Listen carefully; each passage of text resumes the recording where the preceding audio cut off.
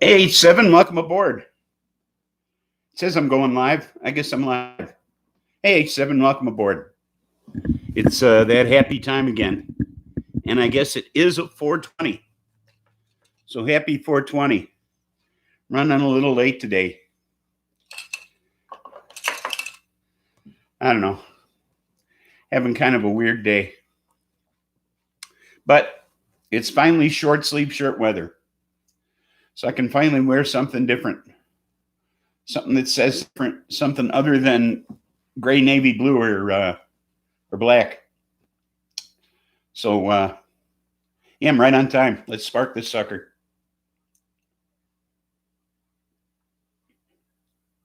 Adelaide, welcome aboard. Happy 420. We're just getting this party started.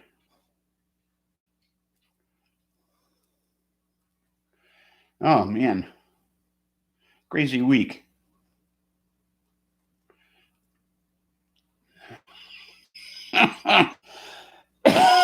First one today. I didn't even get myself something to drink. I've been running around like a chicken with its feet cut off today. I didn't even finish my notes. I'm just going to have to wing it on a couple of stories. I don't know. Just a crazy day. So, heard from Dog yesterday. Had his surgery. As far as I know, all is well. And he went home this morning. As far as I know, he went home this morning. He was supposed to go home this morning. So maybe he'll tune in. I quite literally got out of the shower like 8 minutes ago. So I've been running and running. Oh, you're welcome for the update. Buffering. Well, it's got to be on your end because I'm hardwired this week. So, I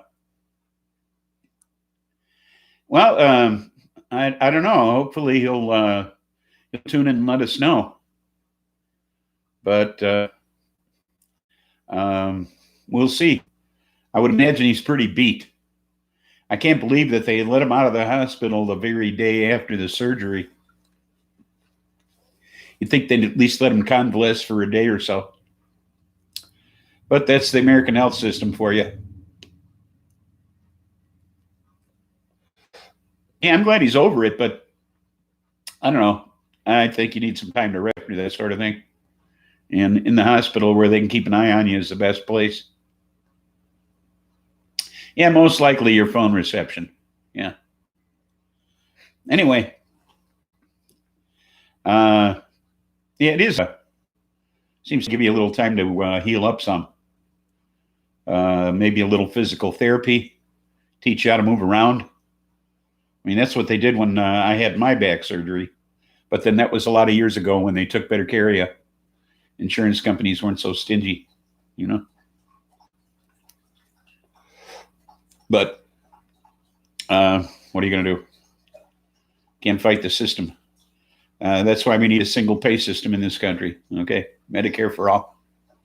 Maybe they take better care of you. Yeah. That's why I'm still feeling the burn. Anyway, so we all know, well, at least we all should know. Yeah, one day is insane. I mean, they operated on him yesterday about 8 o'clock in the morning, and he was supposed to be out of there within 24 hours. So I think that's nuts. So the orange guy had 4 cronies that got swept up in the Mueller investigation. He had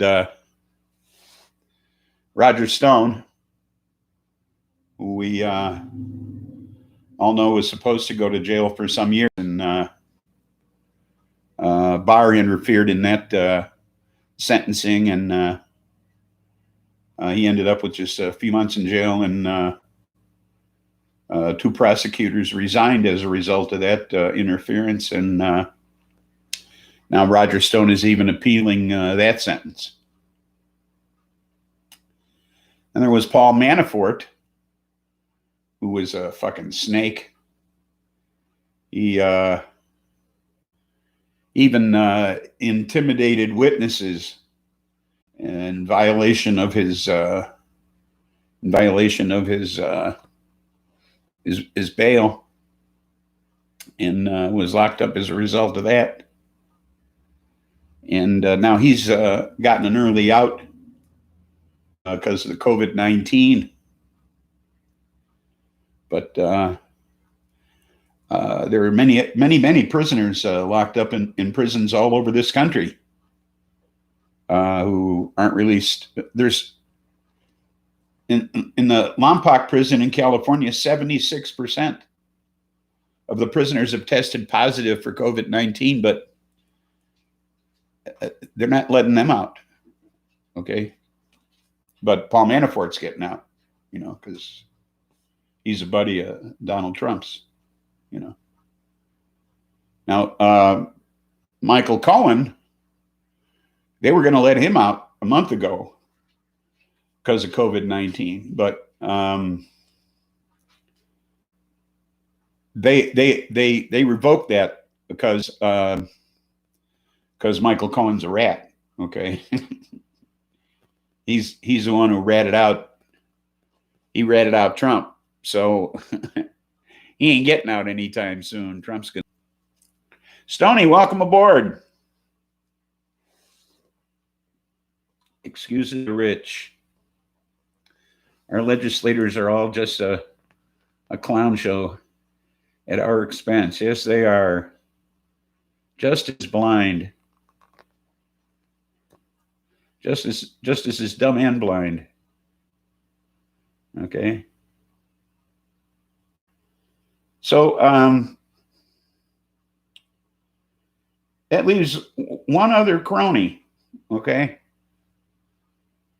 That's this guy, Michael Flynn, who before 2 judges pled guilty 3 times to lying to the FBI in the Mueller investigation.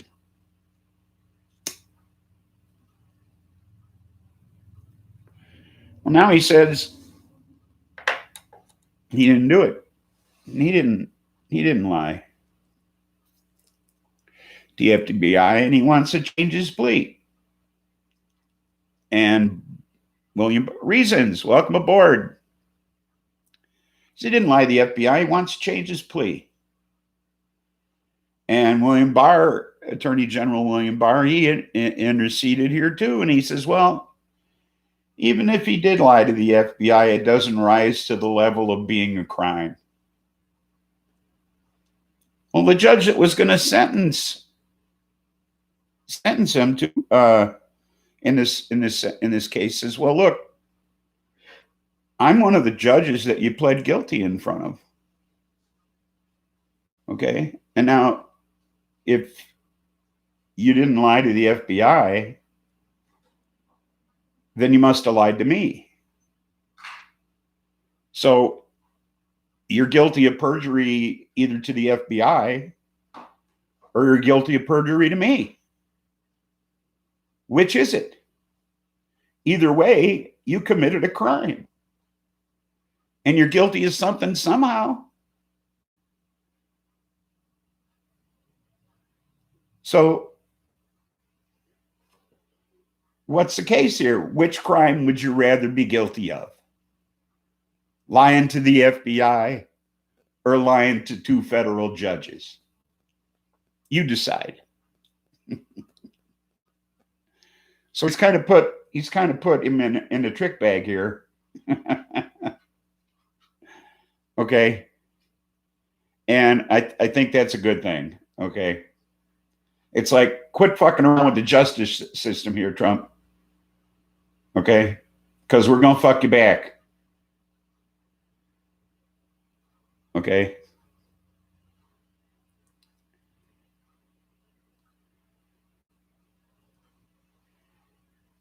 Yeah. Right. They say guilty. No, I meant not guilty, Ann. You're right, Stoney. That's what it was. Only it's not going to work this time. Cults don't call it a crime. Yeah. They call it progress. Yeah.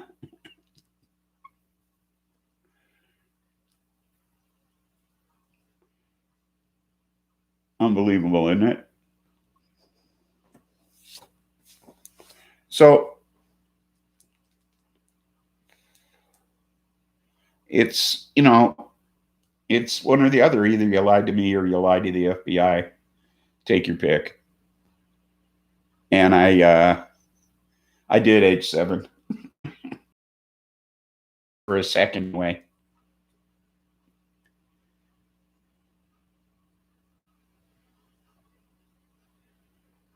So I find that humorous.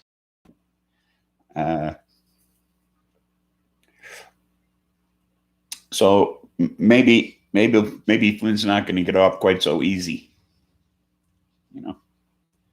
Not like the rest of these jokers. These legislators should all be rounded up and put in cages for everything they've done to us. Yeah, kind of like the Tiger King. They turn him over to somebody like him. He can decide what to do with him. So, dog's not feeling well? No, as far as I know, he had his surgery yesterday and was supposed to come home this morning. I haven't heard from him today, but I would imagine he's crashed out in his motorhome, just resting up. So I'm not going to disturb him.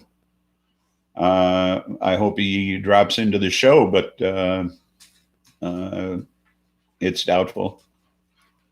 I'm just going to wait till he contacts me. We texted back and forth yesterday while he was in recovery. And, as far as I know, he's doing okay. Why they'd send him home the day after is beyond me. You think your daughter may have had the virus in November?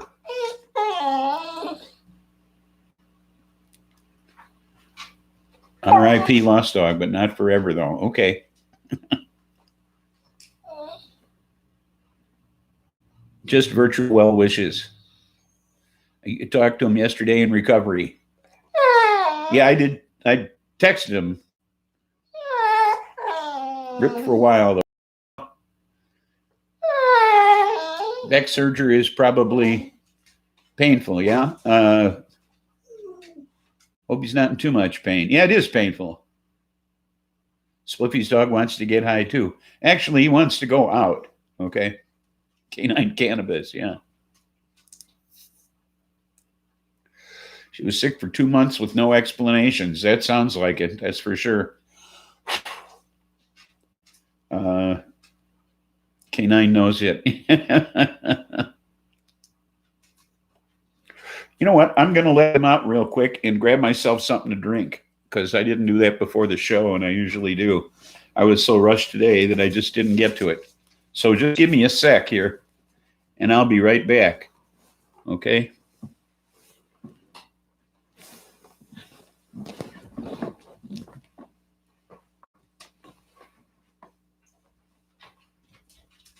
Come on, doggies.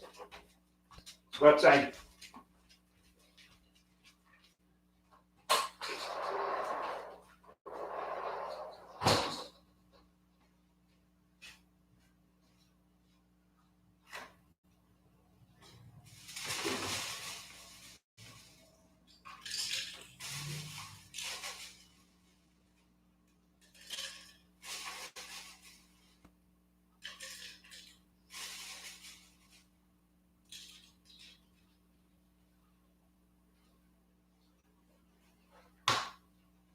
Okay. I'm back.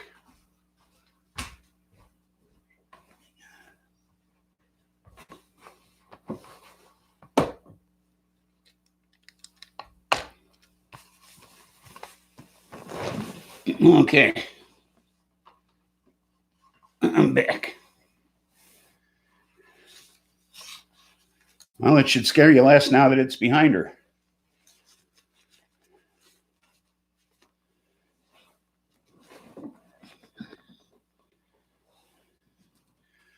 Well, no, you're right. Nobody is safe in this country anymore. Okay. Get electrolytes. By that, you mean alcohol. Yeah, well, got mine.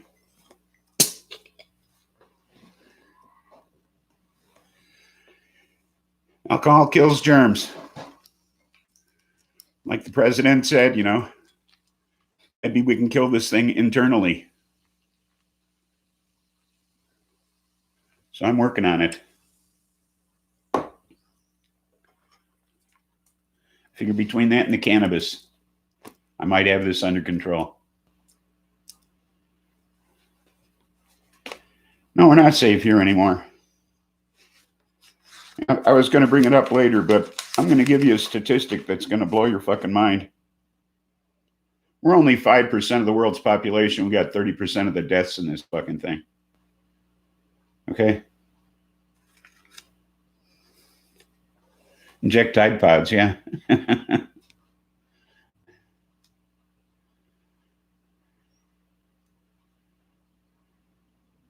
Sleep with a flashlight shine down your throat. You got this. I see. And the government should be scared of us instead. You're right. I miss the 60s.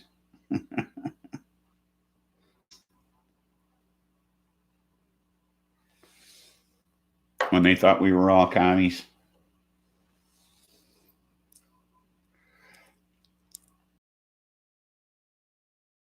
Both against Trump. Okay. Both for the same thing. Both what we've been waiting for.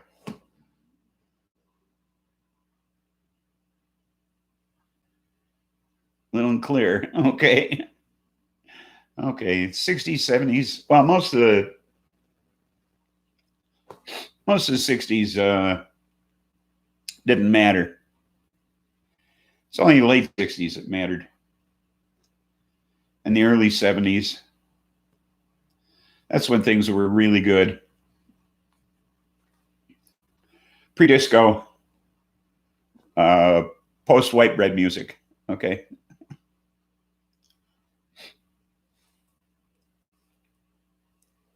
What I like to call the Bobby era. Okay. In music, there was a Bobby era in music. Okay. Once that ended, things got a whole lot better. Okay. That's kind of like, it was simultaneous with the British invasion. I don't know if that was coincidental or not, but the Bobby era ended just about the same time the British invasion began. Okay. So they were like, they came hand in hand with one another. Okay. The Bobby era ended, the British invasion began. I don't know what the connection was, but I don't know. There must have been one somehow or another. Okay. I don't know. Cases that were heard simultaneously by the Supreme Court, both concerning the orange guy and his taxes. Okay. One had to do with the House Oversight Committee wanting access. My hair is still wet, by the way. I got out of the shower like 4:09. Okay. So my hair isn't even dry yet. So I was in such a rush. So the first one has to do with the House Oversight Committee. And they're wanting third-party records from the Deutsche Bank and I don't know who else. One of his accounting firms. Yeah. Trump needs a glassectomy, piece of glass in his stomach, so he can still see since his head is so far up his ass. Anyway, so they don't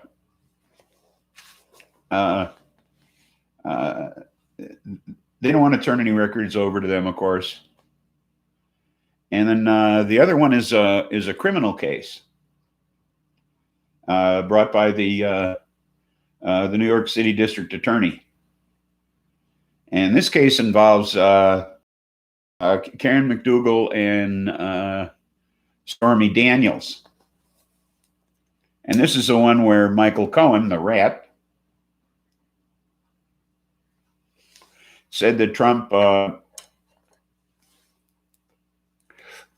pulled some chicanery financially to favors to keep their fucking mouth shut during his campaign. And that's the one where they said that Trump is above the law, where he could like go out on Fifth Avenue, New York, and fire a gun down the street and kill somebody and could get away with it.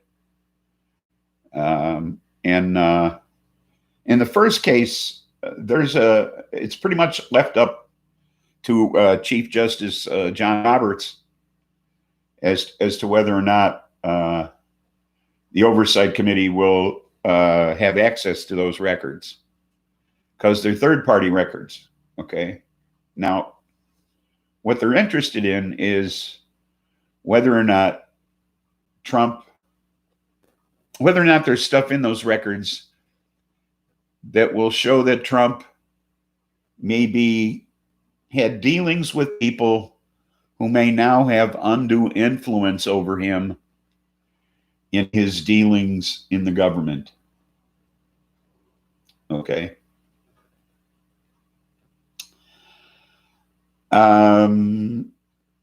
The concern is that with future presidents, could Congress have too much power in reaching into third-party records of the presidents? For example, could they get into the president's medical records as a result of this? Okay, as a result of this decision. So it's pretty much going to be up to the Chief Justice on this one. The other one looks like it's pretty much a slam dunk for the New York City DA. He's going to get his shit, I'm pretty sure. Okay. So Trump's records are going to finally become public. Pretty good chance before the election. Okay.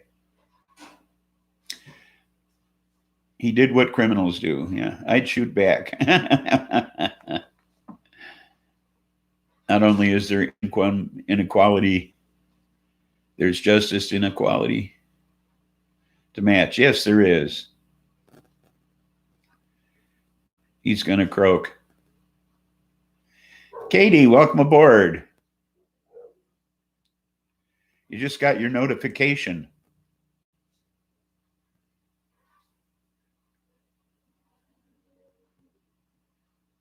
Is an elephant standing on tiptoes on top of a flagpole? Yes. We're all influenced by the bankers and the corporations. So yeah, doesn't surprise me. You got your notification of what? Haven't heard today. I texted back and forth with him yesterday after his surgery, and he seemed to be doing okay, but they were sending him home this morning, he thought. So I haven't heard from him today, but he wasn't looking forward to going home so soon.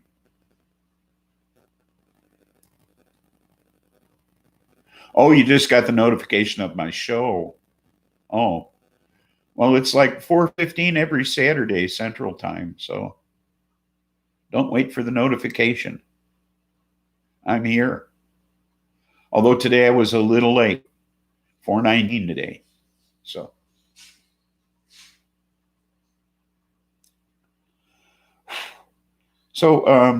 those are the cases they heard yesterday in the Supreme Court, or Wednesday. Looks like those are what the outcomes are going to be. So hopefully we'll get everything.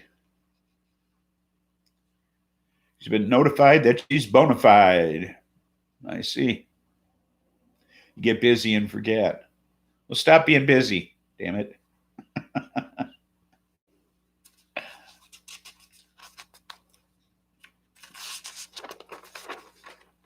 So there's this guy, Mike Bowen, and he's a CEO of this place, Prestige Ameritech.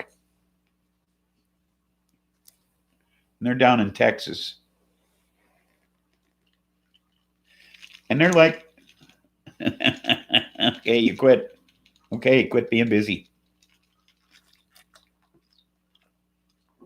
Prestige Ameritech. It's like the only company left in the United States that still makes N95 masks.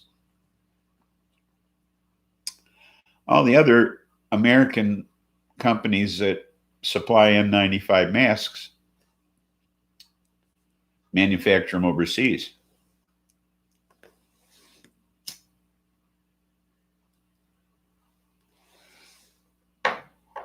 So the day after the first person in this country got the coronavirus back in January 22nd. The day after, this guy wrote a letter and to the feds, and he says, "Look, I got 4 of these machines that can produce N95 masks. So I acquired this company, and they had these machines. They're like almost brand new." He says, "I don't have them up and running. I just acquired the machines. So I'd have to hire another 150 people or so to operate them, but I could get 4 lines up and running to produce these N95 masks if you want me to. But I need some assurances that I'm not going to be left hanging. Okay? That you're going to want me to keep producing these things. Once this thing is over, I'm not going to get stuck like I did the last time."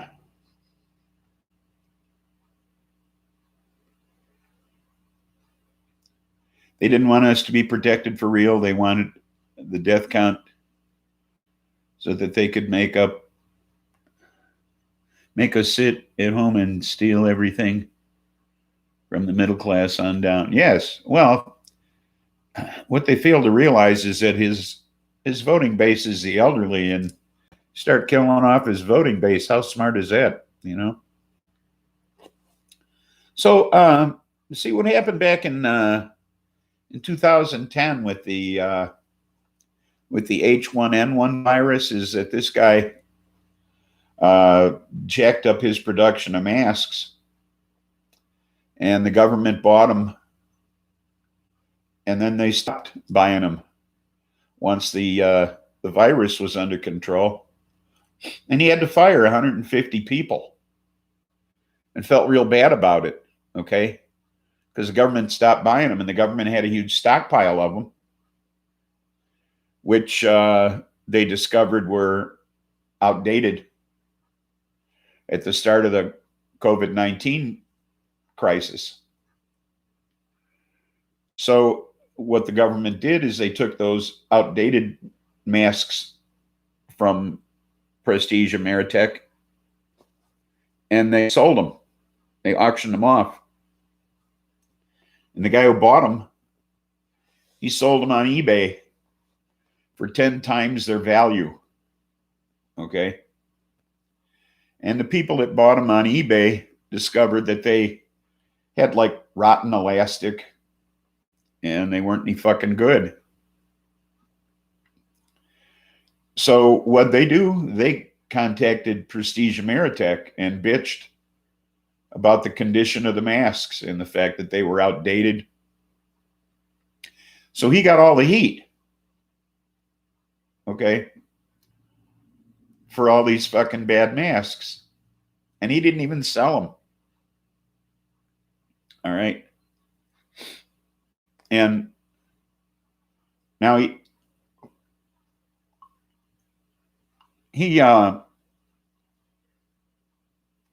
2 weeks after he wrote the first letter, he wrote another letter. And you remember Dr. Rick Bright, the guy who got fired and is now a whistleblower? He was the vaccine pro that they fired, and now he's a whistleblower. Well, he even contacted him, and he had his support to get these masks out.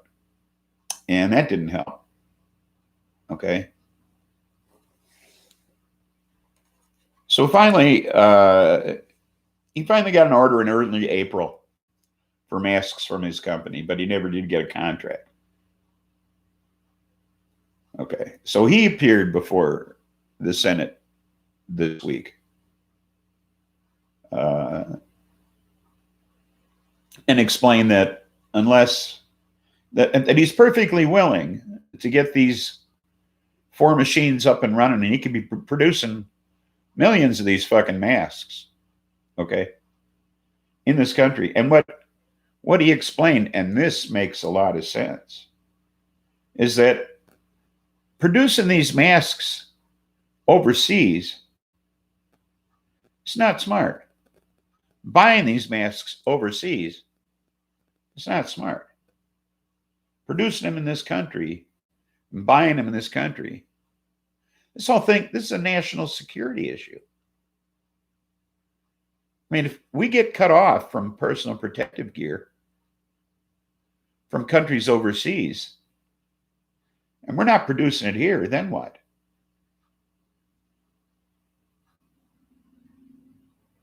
Okay, if we're not making these N95 masks here and we can't get them overseas, then what? You know, if we can't protect our own medical people, then what do we do? This guy's trying to tell people, look, we got to make this stuff here. Okay, and his plan is, let's not stockpile this stuff until it gets rotten. Okay.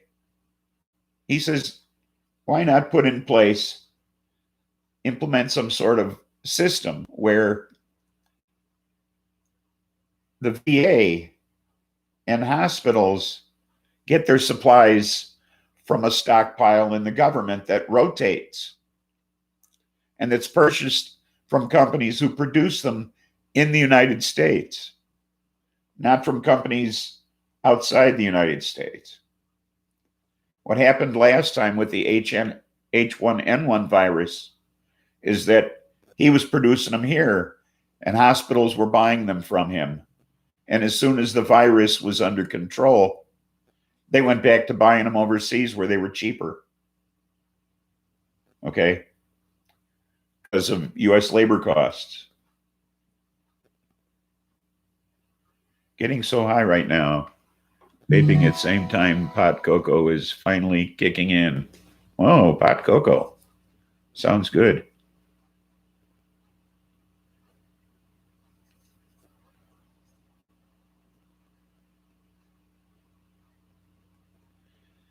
They don't want us to actually be protected or manufacture our own stuff here. Healthy people with good jobs are not easy to control. Yes, well, but if you don't protect your healthcare providers, you're making a huge fucking mistake, okay? And it's all about the buck, okay? These hospitals are going to go where it's the cheapest to get the masks. But if you can sell stuff, look, I can sell you something for a dime, but if I don't have it, then what's the point? Okay. I mean, I can tell you it's cheap, but if I don't have it to provide to you, then what's the point? Okay. I mean, you might as well buy the 20-cent one if you can't get the 10-cent one. All right. You know what I'm saying? The 10-cent one ain't worth shit if you can't get it. Okay. No matter how cheap it is, if you can't get it, it could be free. If you can't get it, doesn't matter. And that's the situation that we could be put in. Okay. If we continue to buy shit like this overseas. Okay. We didn't have to come up short. Mike Bowen could have taken care of all of this. All we had to do was ask. That doesn't seem like too much.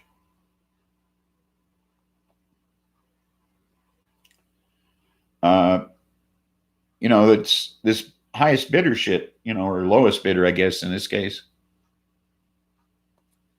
Yeah, if you can't use it, it is useless. Okay.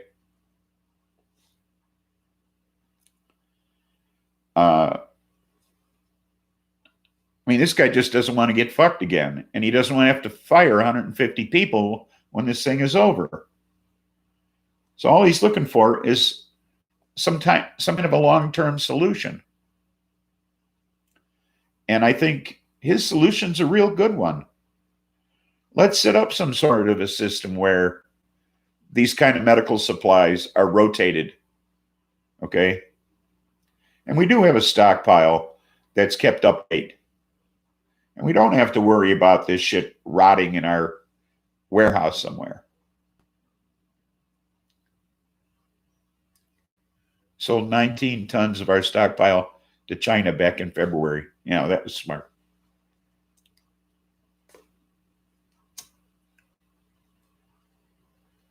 We also bought masks for the White House staff in March from Taiwan. Okay.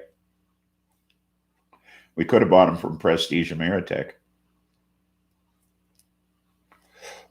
but we didn't. Wow. So today's weed of the week is Blue Shark. 13.34% THC, and it's a hybrid, indica dominant. And the wild story is more of a personal observation this week. Trump was saying there were only 11 cases and they were getting better. Oh, yeah, sure. They were going to go away in a couple of weeks. Remember that? Pretty soon we'll be down to 0. So the weed of the week story is a personal observation. So needless to say, being home all the time, I've been watching a lot of television. And normally I find a way to blow off the commercials, okay? And I happened to catch one the other day, though. And you're familiar with Jimmy Dean products, breakfast sausages and that sort of thing. Raise your hand if you have heard of Jimmy Dean breakfast products. Anyway, they run these series of commercials with his voiceover. And I saw one the other day, and it's this kind of a farm scene and kind of a red-orange wash for the farm scene. And it's kind of a red-orange wash over this farm scene, and it's supposed to be a sunrise. And Jimmy Dean says, I wish I could tell you how much a morning like this means to me. And I got thinking to myself, he wishes he could tell us.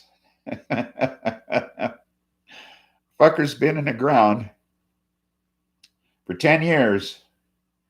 Fucker's been in the ground for 10 years, and he wishes he could tell us how much a morning like that means to it.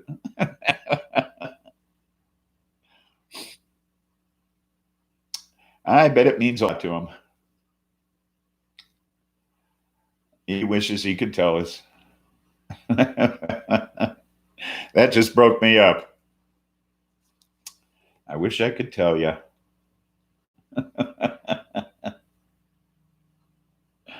Oh, Christ.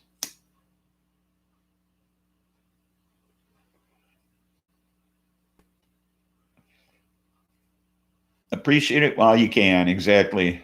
Nice message.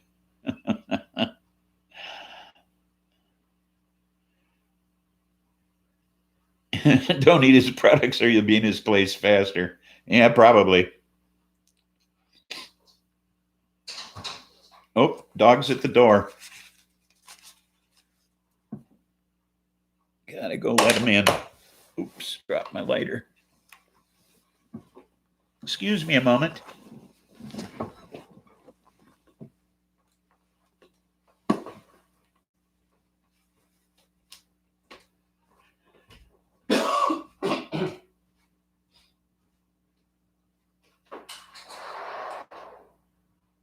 Get in the house. You just knocked on the door and you ran away? What's the deal? Come on, Buster, get in the house. Come on. Get in the house. Buster. Heidi, come on.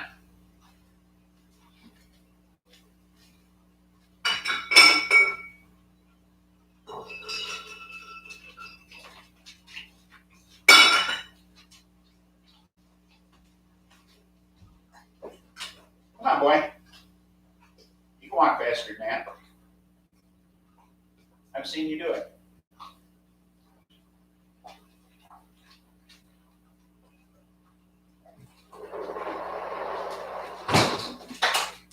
Yeah, I got stuff ready. Too late.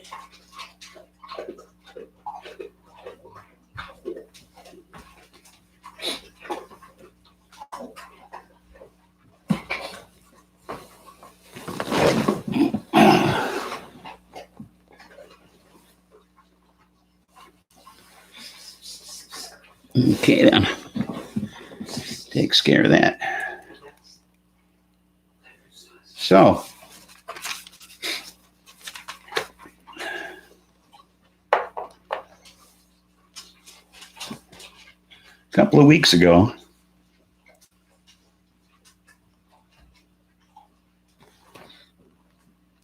hopefully this is the last of LD's surgeries. I don't know. He has lower back problems. And I don't know that that's ever going to be resolved. I think that's degenerative spine disease, bone disease. I don't think that's ever going to be resolved. So they told him he'd be in a wheelchair by the time he was in his mid-50s. So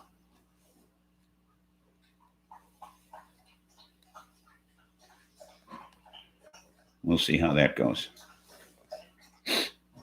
Anyway, a couple of weeks ago, there was a funeral procession in Washington, D.C., but it wasn't like any other. They didn't go to a cemetery, and they were honking their horns. They went to the Trump Hotel, and they laid out body bags in front of the Trump Hotel. And they held up signs that said, Trump lies, people die. Well, that Same kind of protest was repeated Tuesday morning at sunrise at the Capitol building in Tallahassee, Florida, Governor's Mansion in Austin, Texas, and the state capitol in Phoenix, Arizona. Grim Reaper appeared at a couple of those locations, along with people laying out body bags. Again, holding up the same kind of signs, other protest signs. People are tired of this nonsense federal government's putting out there. All these statistics about how things are going down, things are changing, things are only getting better. Things are not getting better. Okay? Things are not getting better.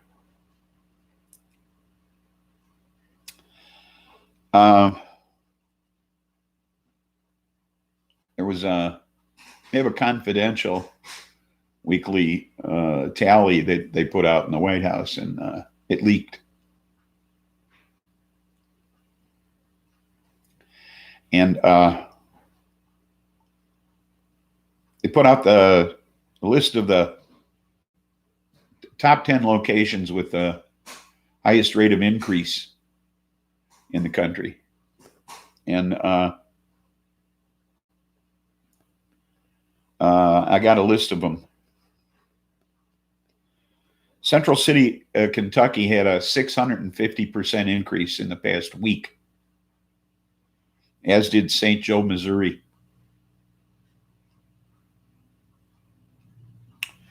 St. Cloud, Minnesota had a 464.5% increase in the past week. Nashville, Tennessee had a 129.5% increase, which was over 1,000 cases in a week for Nashville, Tennessee, closer to 1,200. We were starting to see phase 1 to reopen. Mango Mussolini visits a mask manufacturer in Phoenix, and we skipped phase 2 and open up yesterday. Yeah, unbelievable, isn't it?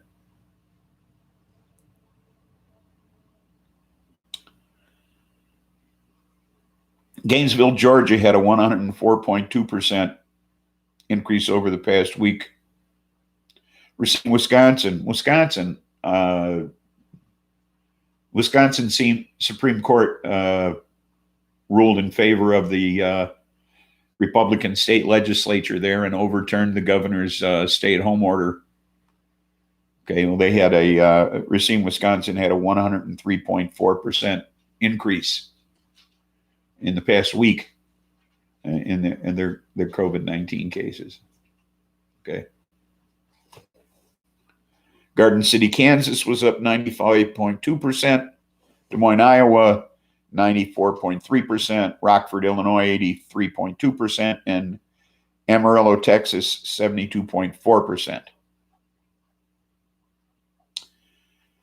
And that's comes on the heels of the orange guy saying that we've been coming down rapidly overall.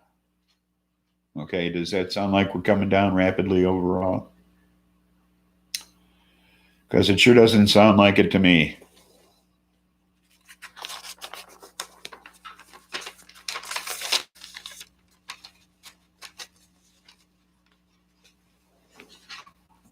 Now, Iowa Governor Kim Reynolds went to Washington and met with, in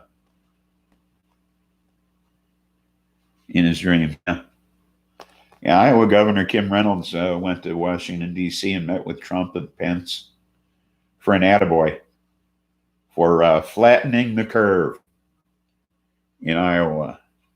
Okay. And then she went home and had to quarantine herself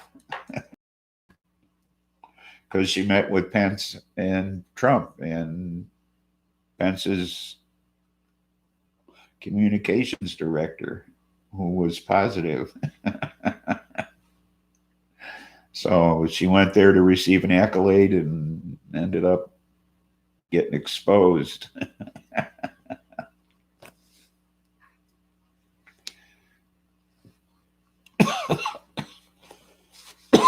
I believe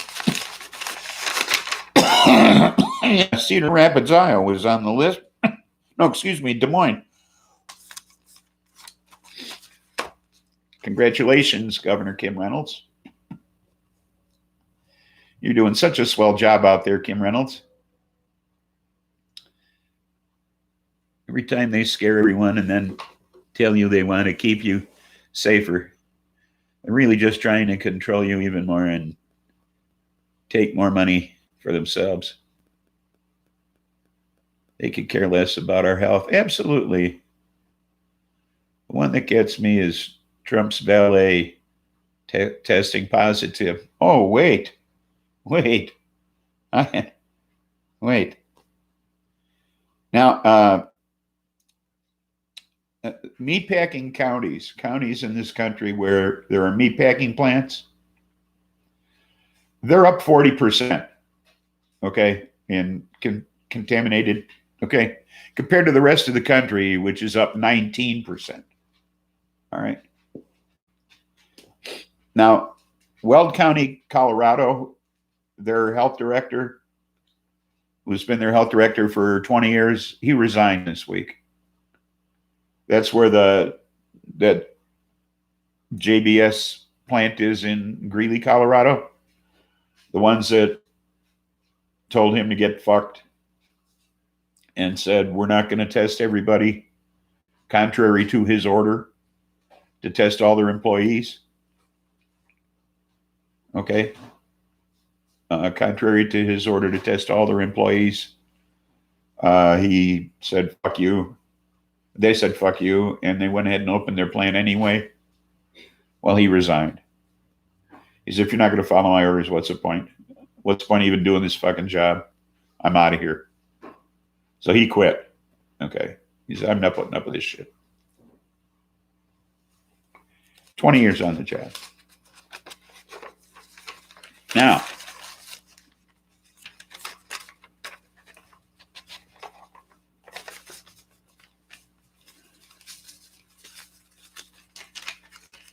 so the food supply is contaminated. Absolutely. Yeah. Oh, now, get this now. There's a war going on between Trump and the CDC. Less and less are we hearing from the CDC, okay? Last time they held a press conference was March 4th, all right? They put out a 17-page guideline for opening up businesses that never saw the light of day, okay? Trump saw to that. It was reduced to a single page that's now on their website. Okay? 17 pages reduced to a single page.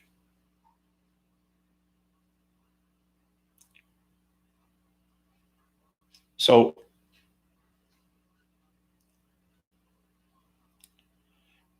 in last month, they hired a Pittsburgh company, federal government did. They paid them $10.2 million, okay, to track COVID deaths, COVID cases, hospital beds, and hospital capacities. All the same things.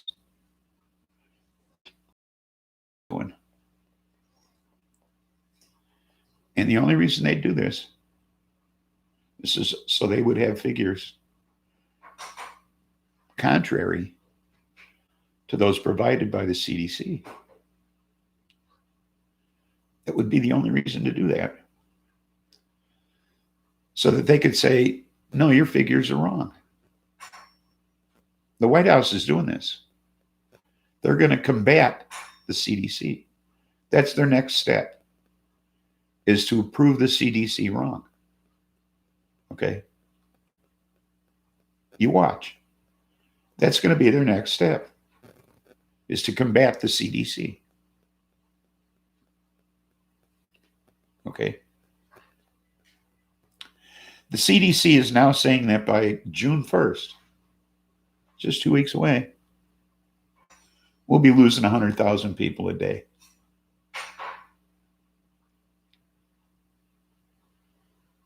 Excuse me, we'll be up to 100,000 deaths in this country. I'm sorry, not 100,000 people a day. We'll be up to 100,000 deaths by the 1st of June. Now,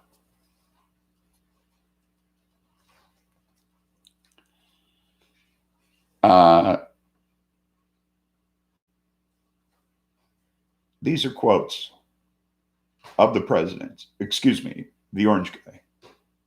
I slipped. Didn't mean to call him that. It could be that tests, frankly, are overrated. Now, here's the scary one, because this could grossly affect what happens in our future with regard to testing. When you test, you have a case.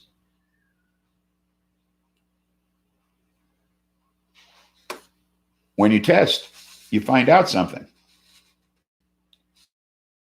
Excuse me. When you test, you find out something is wrong with people. If we didn't do any testing, we would have very few cases.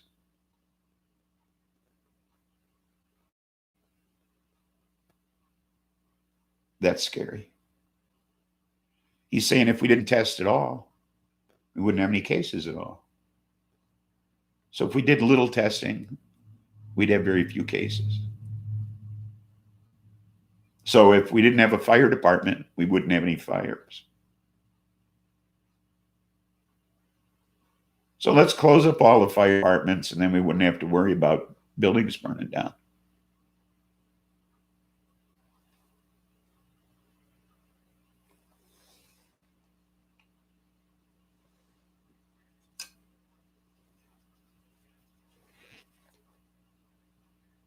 Am I wrong? Is this not his philosophy here?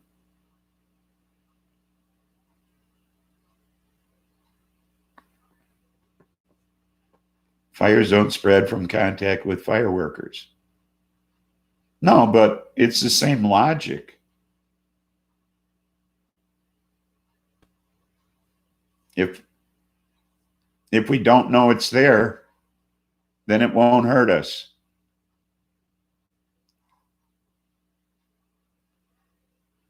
Healthcare spreads the virus unless we can do mail-in testing. Yeah. 25th Amendment time. Yes.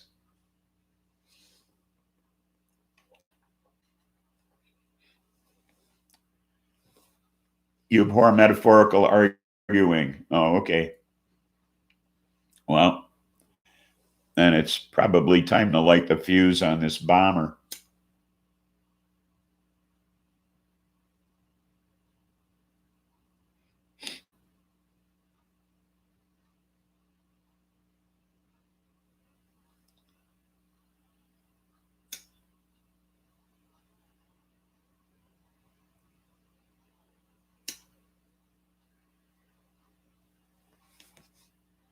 Happy 420, everybody.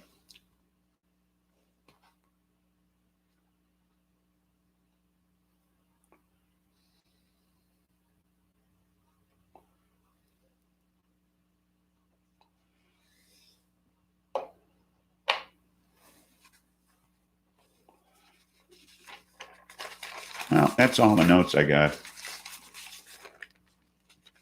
I thought that was interesting, though, that if we didn't test people, we wouldn't have any cases.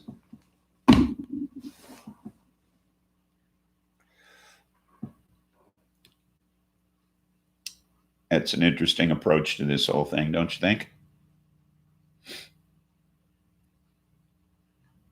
What do you do today? I don't know. But that was one of his lawyer's arguments the other day before the Supreme Court, is that he doesn't have much time on his hands.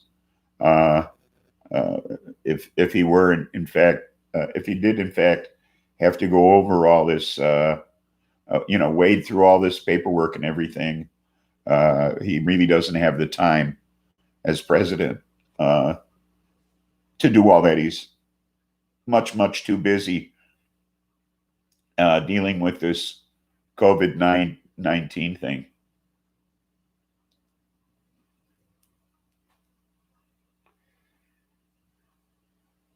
The last 20 minutes? Sure. Would you like it backwards?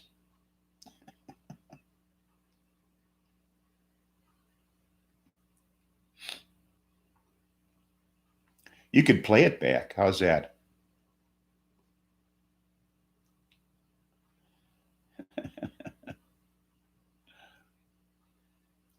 Yeah, well,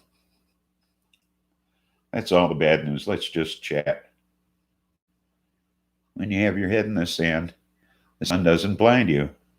But no one talks about this. That's right. Of course, he looks at the sun, so he's got that going for him. He's already blinded by the light. So can't win with this guy.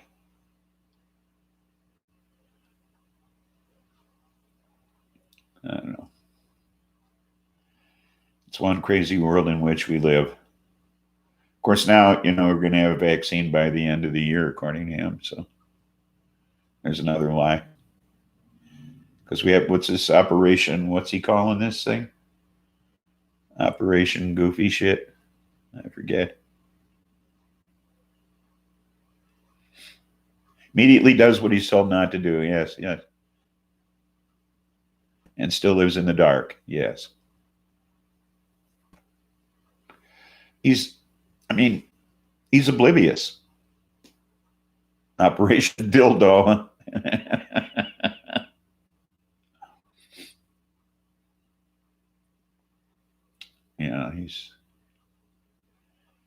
It's truly remarkable that we're stuck with this fuck. I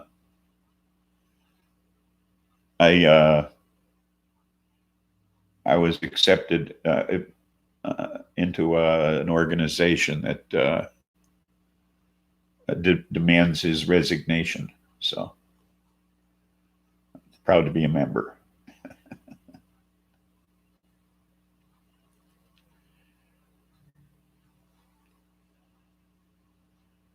The shake weight. I remember those. You look like you were beaten off when you're using those.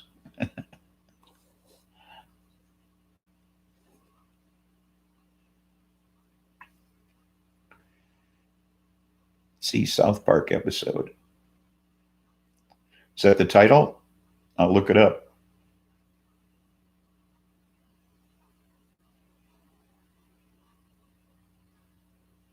Start a pool with dates he leaves office. Well, I'm hoping it's election day. Actually, I was half hoping he'd catch this virus. Bring back the valet.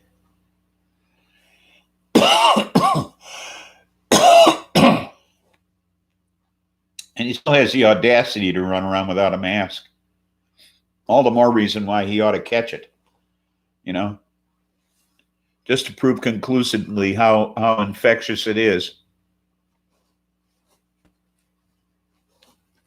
That'd be proof positive right there. Excuse me.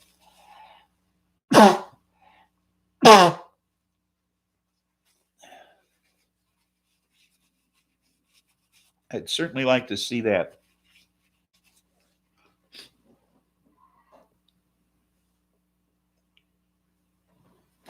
You'd think he'd learn from people like Boris Johnson and that sort of thing, You think he's been vaccinated with what?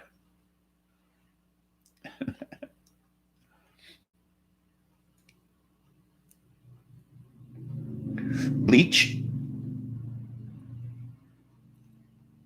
maybe they put a UV tube up his ass or something, you know. They should put a UV tube up his ass. You know, I think. I'm personally in favor of that. You know, don't you think that'd be a good idea? Chloroquine, yeah.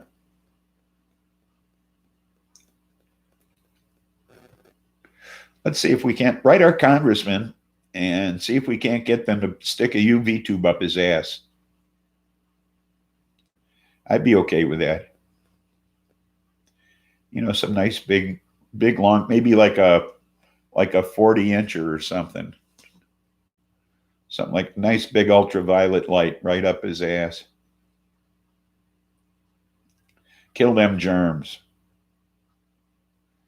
You know, we want to protect that asshole in the room with no corners. It's already a flaming asshole. Yeah, well, I just want to kill the germs inside him.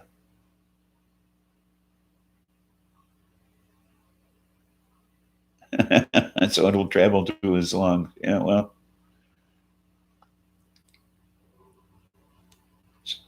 there's got to be a way. There's got to be a way to get rid of this guy. I don't understand why there isn't some radical liberal out there that hasn't taken him out yet, you know? Where's the crazy radical liberals when you need one? It's always crazy radical conservatives around. There's never a radical liberal around when you need one. You know, I would have thought somebody would have taken a shot at him by now, but trouble with radical liberals is they're anti-gun, you know.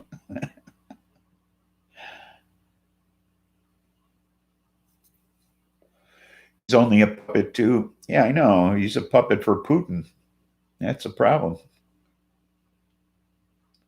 course, Putin's having a hard time now too. You know, Russia's number 2 most contaminated country in the world. So,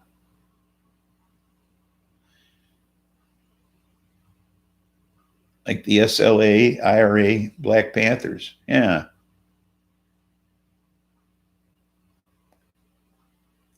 Sure, they're going to replace him with Joe Biden. I watched a thing on Vice TV about how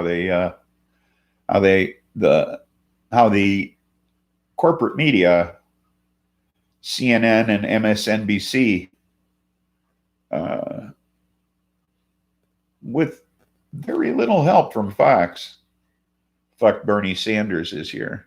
So,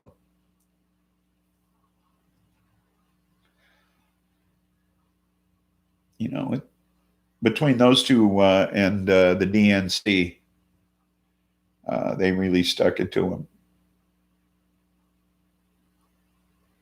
So they, you know, with the problems with the Iowa caucus and Pete Buttigieg coming out and saying that he was the winner. And then several days later, when they did finally announce that Bernie Sanders had garnered the most votes, they didn't play it up very much on either station, CNN or MSNBC. And then when he won the New Hampshire primary, they played down the fact that he won it and played up the fact that he didn't carry New Hampshire by as big a margin as he did previously. What they failed to mention is that he was running against a lot more candidates this time than he did the last time. Okay? It's a much bigger field. Okay? There were, you know, the vote was split against a good many more people than it was the last time.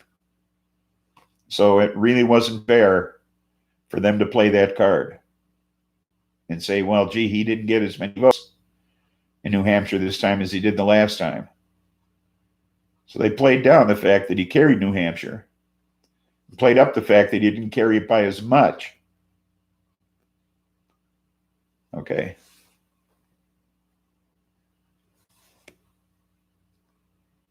And then in Arizona, they made a big deal out of the dispute between Medicare for All and the union healthcare for the food service industry in Las Vegas. And that was the big story that was on the news all leading up to the primary. That was a big story, but he carried the state. But they made a big deal out of that story. So it was like all anti-Bernie because of Medicare for All. But he still carried the state by a hefty margin. And then they brought up when it came time for Texas, they brought up this business about what he said 25 years ago or more about Cuba and their educational system, which was history. Okay. And then, of course, Super Tuesday came along and the DNC fucked them. Okay. You're right, they did, Katie. Both times they fucked them.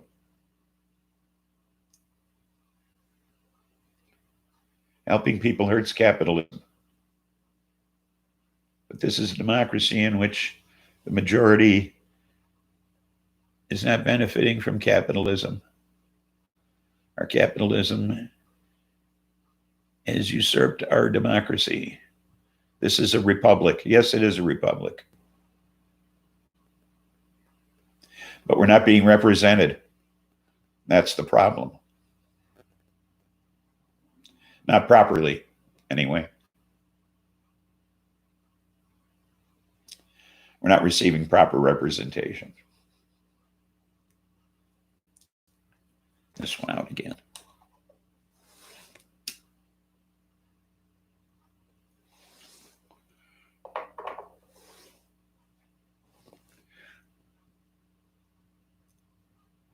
So, I remember a time when it was different, and it's a shame to see it going in this direction. And now it's the wealthy have the say. Yeah, well,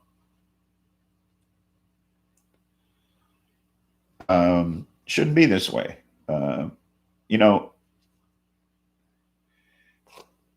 It's always been democratic socialism. Okay. That's what people don't realize. It's always been democratic socialism. Okay. That's what you pay taxes for. You pay taxes for social services. Okay. You pay taxes to get your roads repaired. You pay taxes to have your trash picked up. You pay taxes to have a fire department, to have a police force.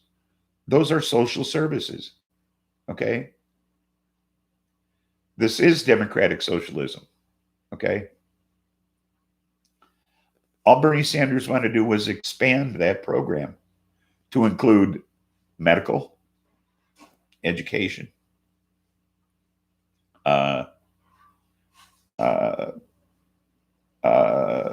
daycare, okay, preschool.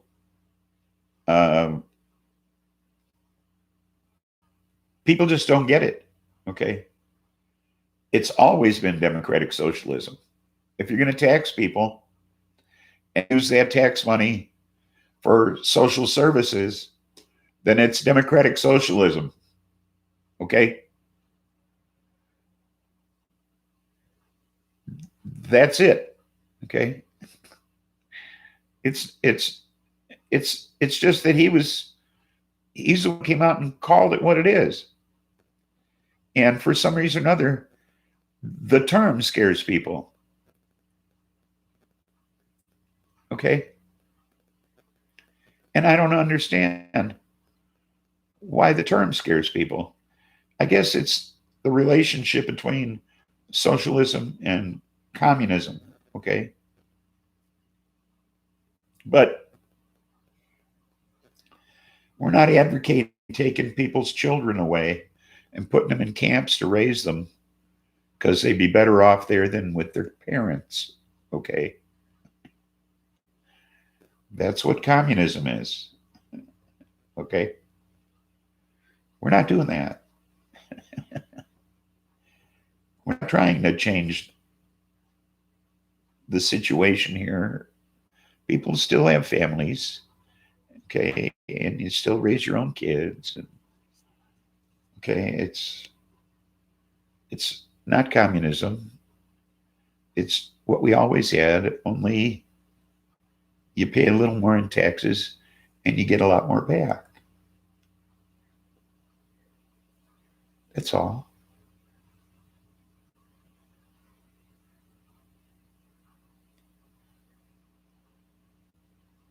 Couldn't be simpler.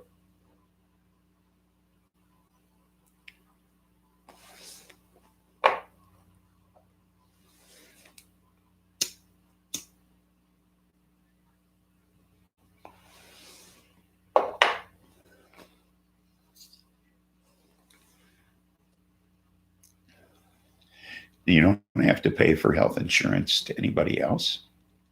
You don't have to have a job to have health insurance. I think that's important. Everybody says, I don't want to lose my health insurance. What happens if you lose your job? Then you lose your health insurance. You change jobs. You lose your health insurance. You decide to open your own business. You have to buy health insurance. Then you have to buy health insurance for your employees. Or they have to buy health insurance. What if everybody was insured already? Then you don't even have to negotiate health insurance if you're in a union. So then your union can concentrate on negotiating a better salary for you and not have to fuck with insurance. That's off the table. Fuck health insurance. Just take care of yourself or pay the price with your flesh. Yeah.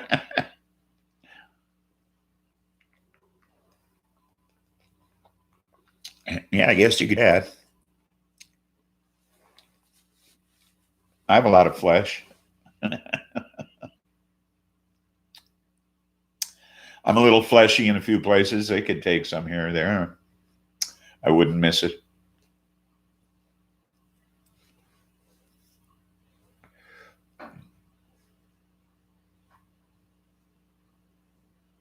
Yes, he laughs and takes a hearty swig of alcohol. Yes, I do. But it's not real high in proof, and it's diluted. So am I. So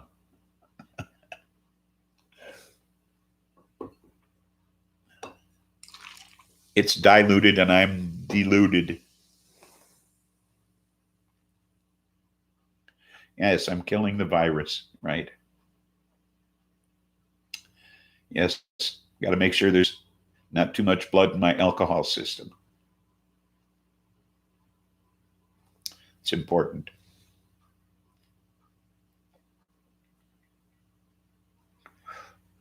Almost went out.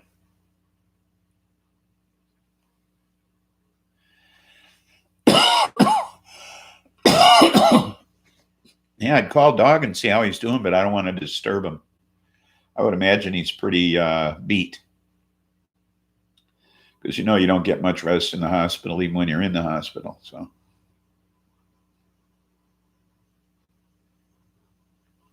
that's what they meant by flattening the curve. You got to kill the virus, or the virus will kill you, Keep your blood to alcohol ratio low. Yes. Flatten that curve. Well, see, in Iowa, they never closed the taverns. So she kept the state open this whole time. I'm sure he's asleep. I'm sure he's exhausted and he's asleep. Okay. I wouldn't dare bother him. If he was awake, he'd be on the show. So I'm sure, you know. So I'm not going to disturb him. I'm sure he's getting well-deserved rest. Much needed. We'll just let it go at that.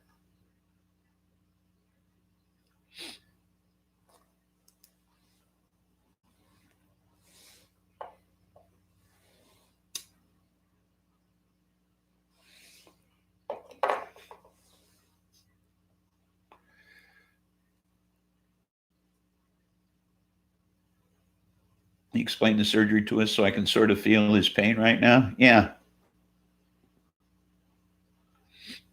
Yeah, I have some extensive shit.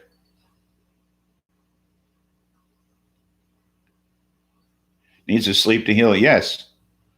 The more he sleeps, the better off he is because he'll be immobile. You know, if he's up, he's going to move, and he shouldn't be moving.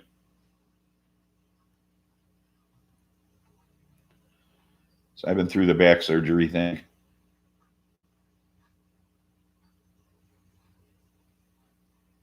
Yeah, he should just rest. More the better. So, well, I hope he's okay after this because guy's in a lot of pain much of the time. You know, I've seen him like this for a long time, and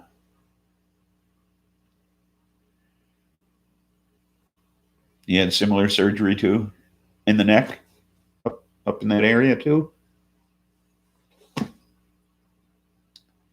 Because my back surgery was lower back, but it was a long time ago.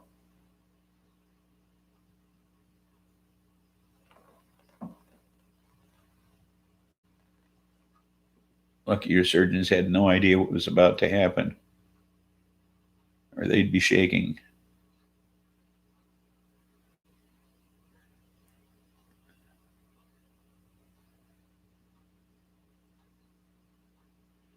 C5, C6. Oh. Yeah, see, I had 2 discs removed in my lower back. I had L4, L5, L5S1.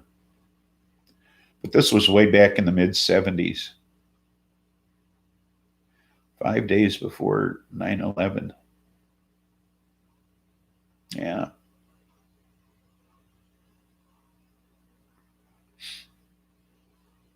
And things were very different back then. They kept you in the hospital. And they trained you how to move and everything. And they didn't put any kind of cage on your spine or anything like that.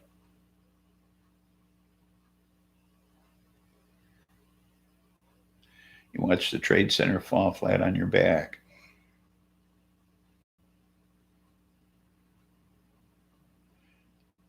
I remember watching, I got up that morning and I saw it on TV, and I thought they were talking about the World Trade Center bombing that had happened years before.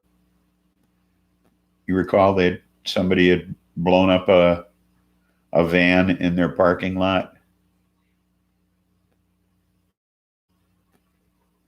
You were only in the hospital for 21 hours. Wow.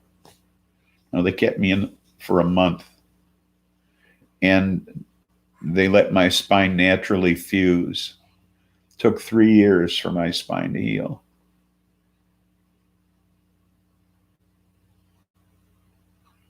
Yeah, mine was less than before right away too. Although I couldn't move much, I wore a support garment, a corset for 3 years. And I couldn't pick anything up or anything for a long time. And I was told to walk a lot. Just get out and walk. Walk, walk, walk. That was my physical therapy. And it took every bit of the 3 years for me to completely heal, but I have had no back problems since then.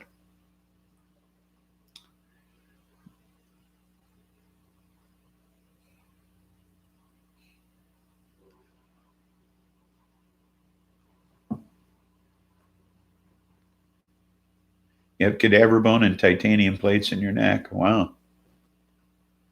Shit freaks you out. Yeah.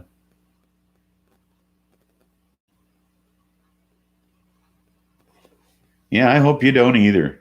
Tell you, back problems are the worst.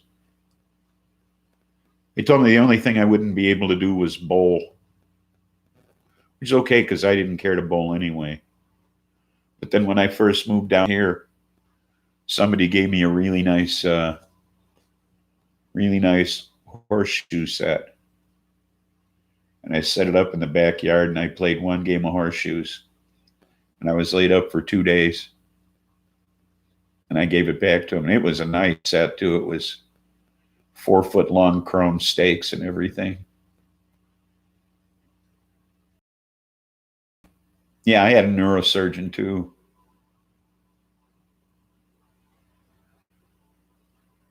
And I gave the whole set back to him and I said, thanks, but no thanks. You know, I'd be too tempted to play horseshoes. And I couldn't stand being laid up. But that's the only movement I can't do is that bending, twisting thing. Otherwise, I don't have any trouble. Yeah, mine was a warehouse accident. I injured myself working in a warehouse. I caught a box and twisted my back. It was being tossed to me from up above, and I caught it to set it on the floor and twisted my lower back and injured myself. Herniated 2 discs.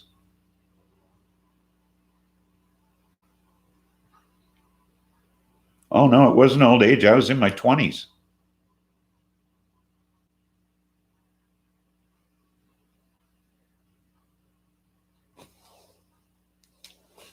I was like, I don't know, 26 or something. No, I didn't do any yoga. I did acid.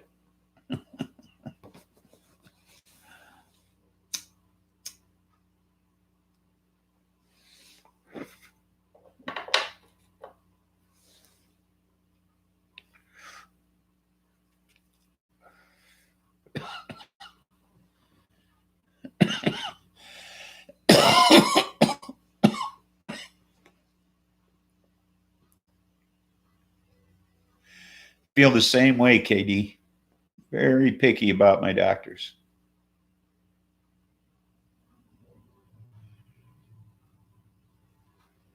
Yoga for the mind.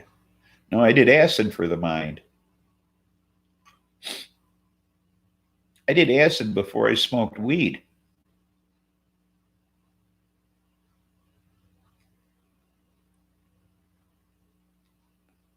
Mushroom yoga. Yeah, no, I did acid before I smoked weed. Did belladonna before I smoked weed. I did mescaline before I smoked weed.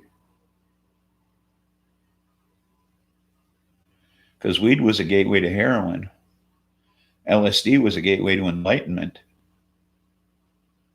So I didn't want to get hooked on heroin, but I did want to be enlightened. So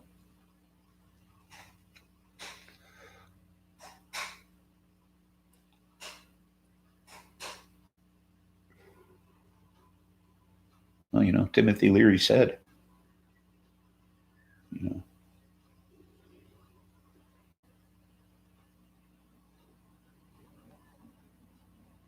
sure. Sure it did.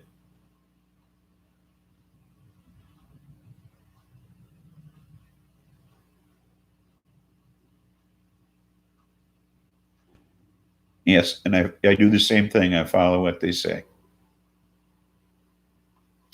I have a great cardiologist.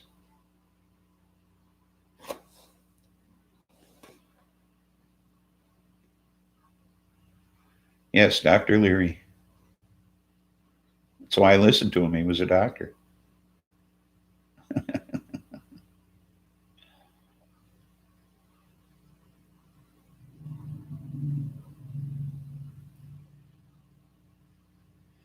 So, so I gave it a try. But I was of that generation where marijuana was a gateway drug to heroin. But that's like saying breast milk is a gateway to alcoholism, you know?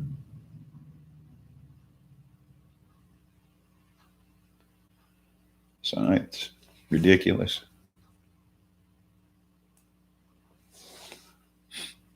You know, it's like that argument I got into with that guy down at the bar a while back about how I think the government's responsible for much of the heroin addiction in this country. And he didn't understand that, and I explained it's because marijuana and heroin are both Schedule 1. And he said, "What do you mean?" I said, "Well, if young people know the government lied about marijuana, maybe they think the government lied about heroin too. So, you know, they try heroin thinking that can't be any more harmful than marijuana and become addicted." Makes sense to me.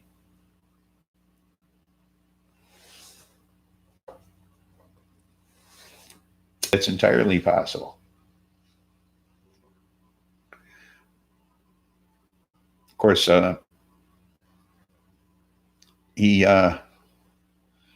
thought marijuana should still be illegal. So, you know, kids are becoming addicted to marijuana as far as he was concerned. So, you know, it's kind of moron he was.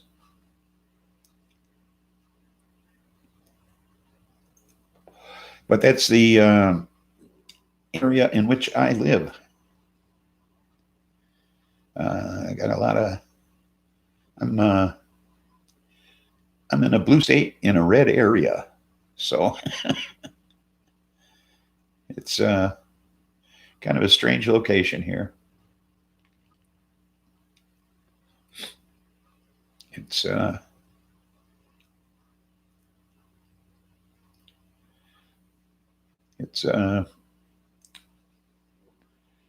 it's funny because it's a farming community, but one or two of the farmers are really cool, and the rest of them are Trumpers. So you're in a red state in a blue location. Well, I see. So kind of a flip. Yeah, it's kind of weird down here because my bestie keeps telling me to keep my mouth shut, and I have a hard time doing that. But it's not easy. Tucson is pretty liberal. I see. Yeah, well, we call this Custer, Arkansas. Okay, right next to Wilmington, Kentucky. Gives you an idea. So,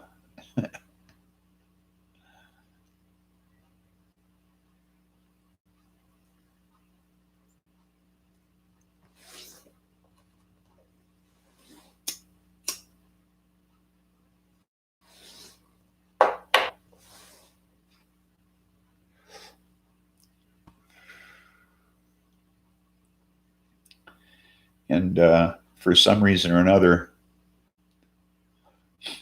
in the next town over, Diamond,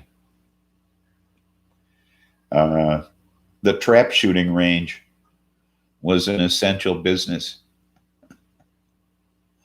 They reopened the trap shooting range as they're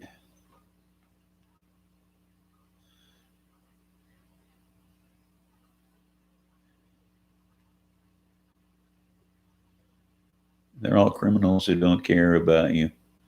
Nobody should follow either side.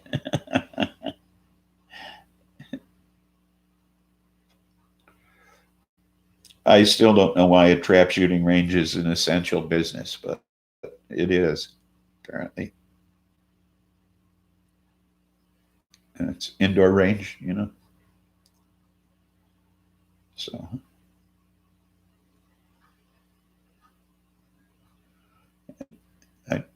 that stymies me.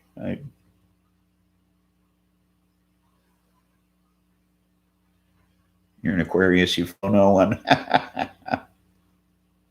I see.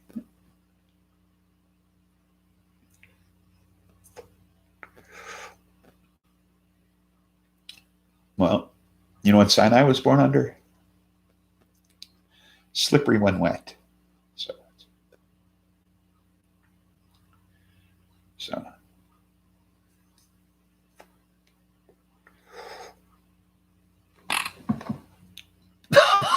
you're the rebel of the zodiac. Yes, yes.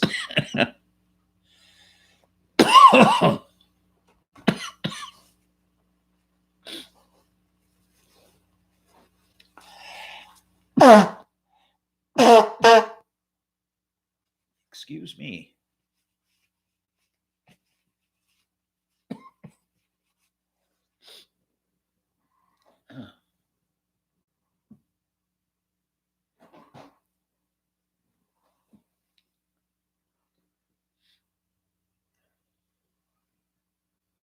Def Leppard, good album.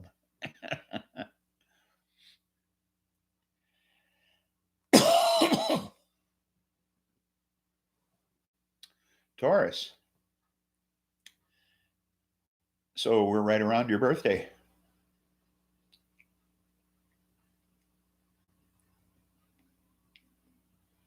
Did we just pass it, or is it about to be, or is it?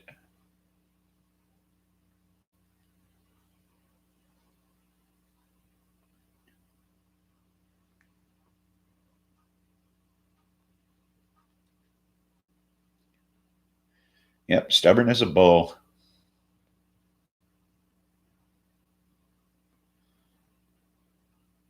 So when was your birthday?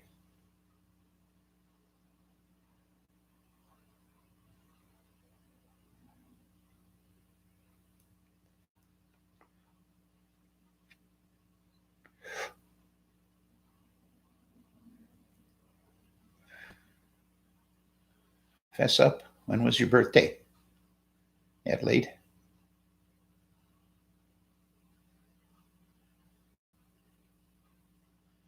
Don't give us no bull.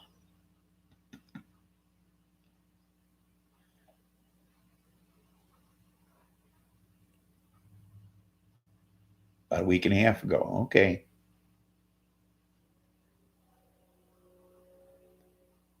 Mine's coming up. I'm a Gemini.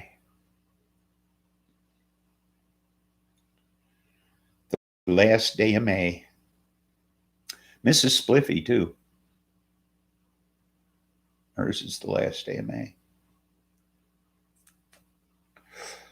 So we got the four of us running around the house here.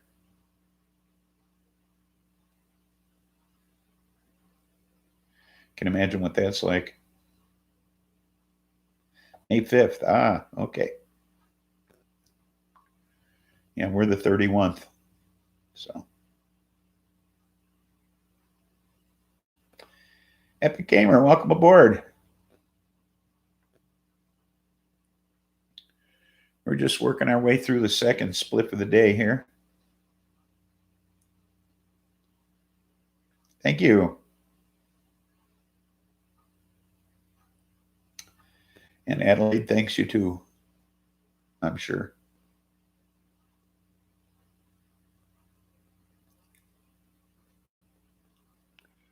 This thing's getting too stubby. I think I got a longer roach over here from the first one. No, not much longer.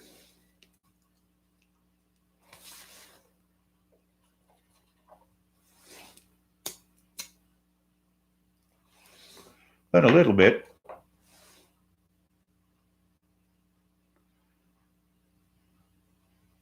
Yeah, you know what else is weird, Adelaide? We have the same wedding anniversary. How weird is that? Same birthday and the same wedding anniversary. I'm older, though. I was born in the morning, and Mrs. Spliffy wasn't born till nearly midnight.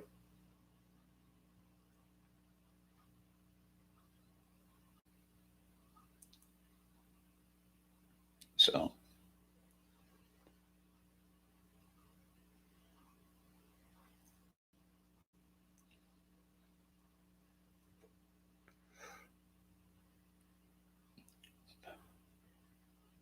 a long time ago. We were born a long time ago. Many, many moons.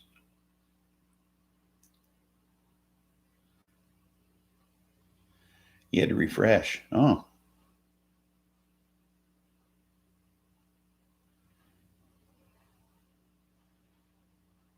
I didn't know who she was talking about. Yeah, probably both. That's what I'm guessing. I figure we can both say thanks. That works.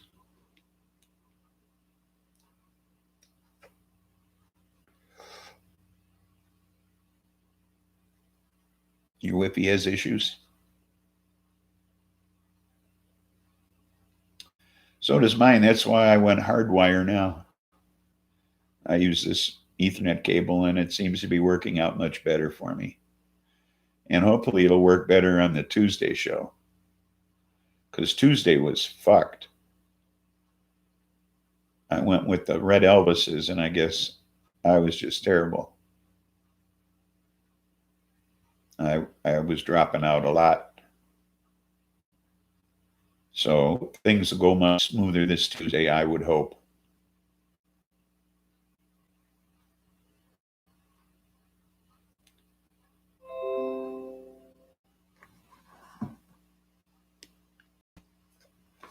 Uh-oh. I have a power problem. I see. My power cord fell out. Let me plug me back in.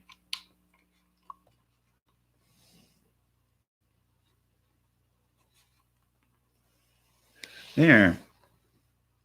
I think that's better.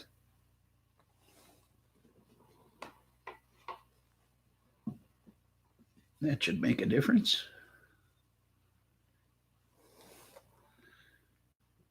You've lost 2 laptops using Ethernet. Lightning is bad here in the summer. Ah. Yeah, well, it was sunny before. Now it's getting cloudy here. It was a beautiful day earlier. So, beautiful day in the neighborhood. But it's nice to finally be able to get in short sleeve shirts. I can wear things that are more colorful and with funnier sayings on them. I was getting tired of wearing the same thing over and over again.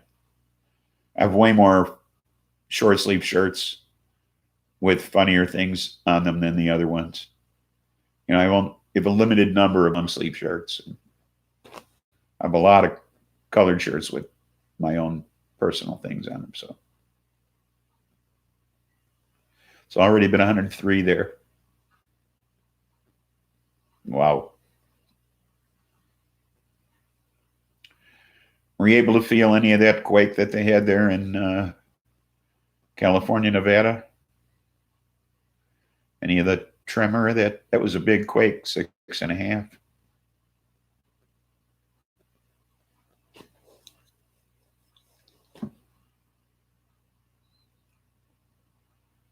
It was a monster quake.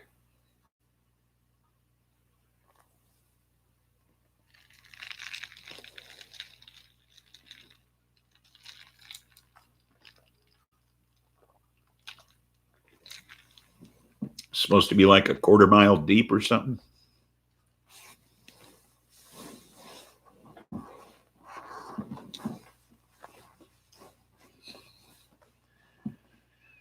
Yeah, so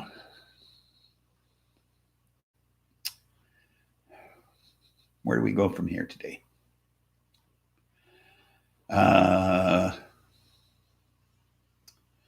Courtney stopped by twice this week.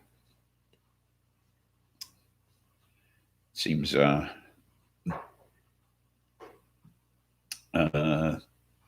much going on in her life. She and her boyfriend split up, but she's still living there, which is kind of strange. But because of the COVID-19, she has nowhere to go. She has no job because the bar's closed. So he's allowing her to stay there, although they're not sleeping together. Creates for a tense situation, but she still has her son on the weekends. So it's really weird.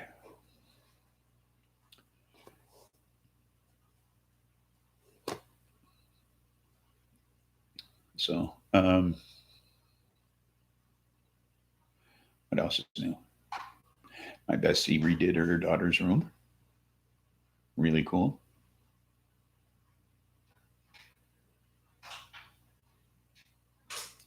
Didn't even know there was an earthquake. It was right on the Nevada-California border, like 12 miles in. The Nevada border, 12 miles in Nevada from the California border. 6.5 earthquake, which is pretty big. It was like 4 aftershocks or something. There you go.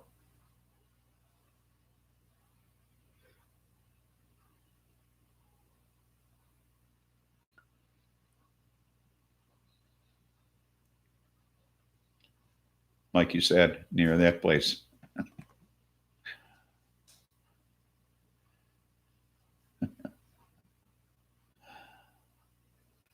And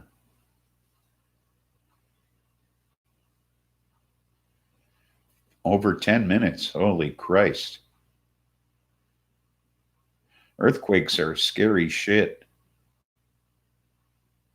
I've been through some 2 mild ones and a few tremors when I was in Alaska, and I wouldn't want to go through a big one like that. I mean, they're scary as fuck.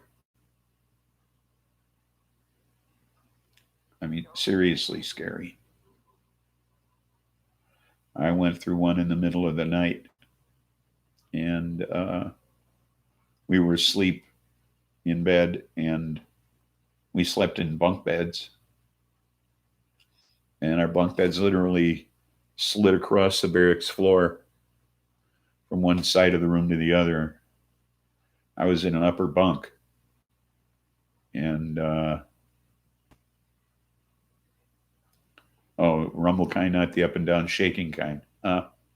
This was kind of the up and down shaking kind, and we just literally shook across the room. It just beds, everything just slid across the room. You grew up in Oregon. Oh, well.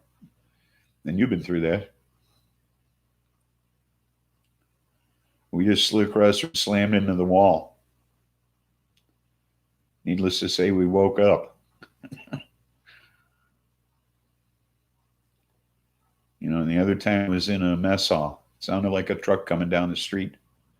Then the ceiling fixtures started swinging back and forth. And they tell you stand in the doorway. Safest place in the building is to stand in the doorway. Well, except when there's 80 guys behind you wanting to get out of the room. Can't stand in the doorway. No, not fun. Don't like earthquakes. So, and we've had a few tremors here in the Midwest. Here we have the New Madrid Fault that runs through southern Illinois.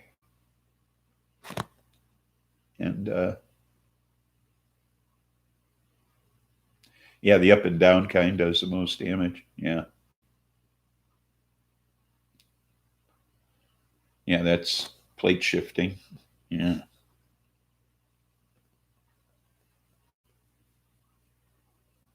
Yeah, I don't like them. It's Mother Nature. It's one of its scariest. Uh, I don't like them at all. But something to experience, but I wouldn't recommend it.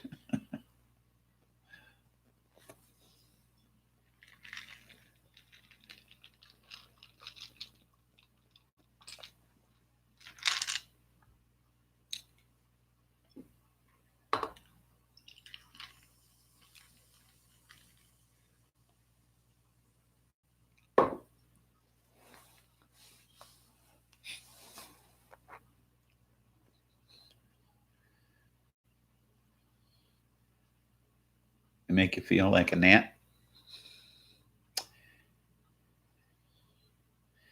Yeah.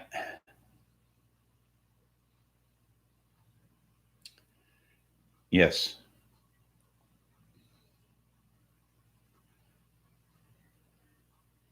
Um,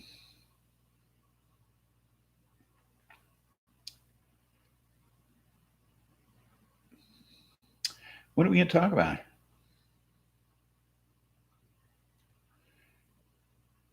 We base our emotional stability on the firm ground under our feet. When it moves, ... You're right. Yeah. Yeah. Yeah. Yeah. Right. Kiss the ground we walk on, right?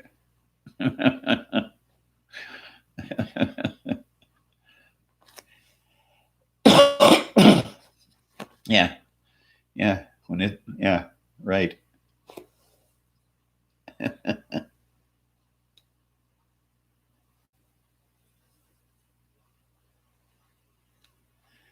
I took a flight it was a military hop from Elmendorf Air Force Base and outside of Anchorage to Great Falls, Montana. And it was 6.5 hours of this. Okay. And after throwing up on the plane and then being put on oxygen for a while, okay, we finally landed in Great Falls, and I got off the plane and walked over to the landing gear and threw up on it, And the pilot and I laughed about it. He's a nice guy. It's just captain. And he and I laughed about it, and then he bought me breakfast, which I was able to keep down. And it was this prop job. In 6 hours from Anchorage to Montana is a long flight, okay? And it was a cargo flight. He had a bag, a very large, heavy plastic bag hanging out the door of the aircraft the whole flight. And I was curious. Yeah, yes, it was a bumpy flight.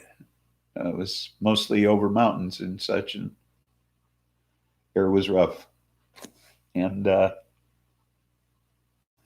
was curious as to what was in this great big bag that was hanging out the aircraft door the whole trip. Why you'd have something hanging out the aircraft was beyond me. So I asked him, when we landed in Great Falls and over breakfast, I asked him, what the hell was in that bag? Turned out to be Alaskan king crab, and he had it hanging out the door to keep it frozen. No, I didn't throw up till I got off the flight. They had me on oxygen on the flight. Okay, but I didn't throw up till I got off the flight. So, but he had this whole bag, this great big bag of Alaskan king crab that he got from someplace. I don't know, but he just closed it in the door to keep it frozen outside the plane. So yeah, natural freezer.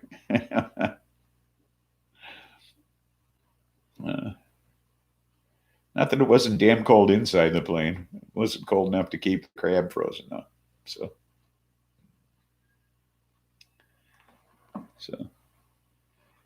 it's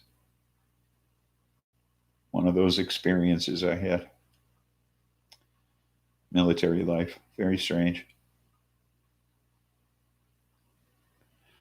Yeah, it was smart, you know.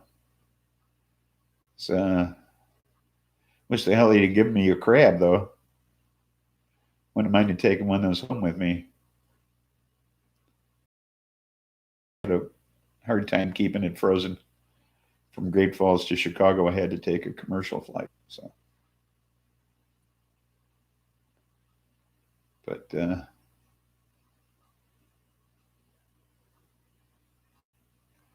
in her third joint, well, I got to wait 3 minutes. It's 2 minutes. It won't be 4:20 for another 2 minutes. So can't light my third one yet. Got to pace myself, you know, 1 an hour. So you should have waited. So, you know, you can't rush into these things.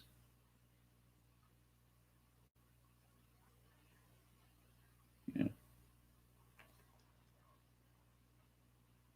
I'm your version of Hunter S. Thompson. Well, thank you. Hope I don't blow my fucking brains out.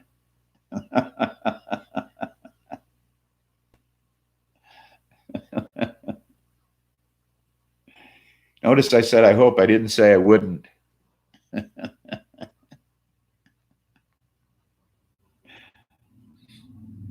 You never know. You never know.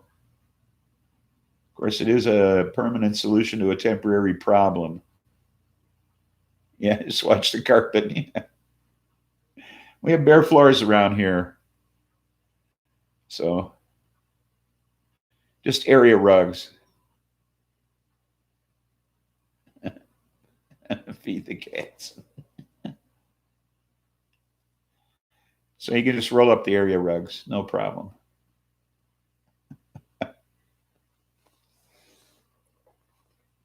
We're so close.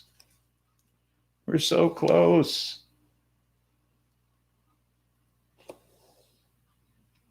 I think I could maybe spark it. Do you think I could spark it? Warm it up a little? Get her going? Hey, happy 420, everybody.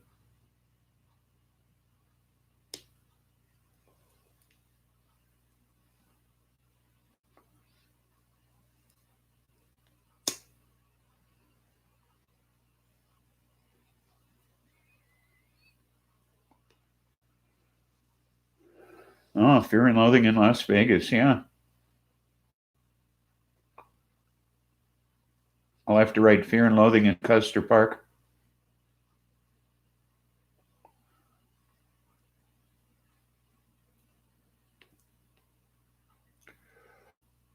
Desert lime.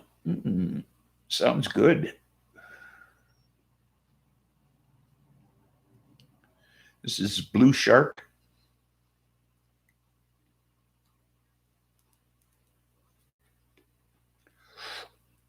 Tasty.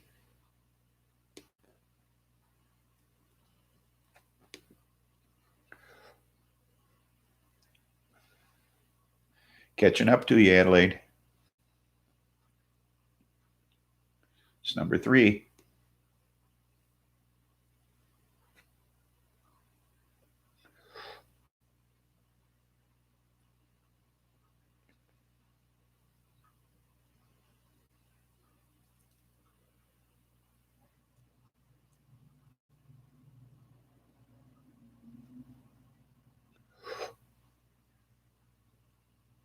I would expect to hear from Dog tomorrow after he's all rested up. So, or maybe later today, but I don't think so. I don't think so.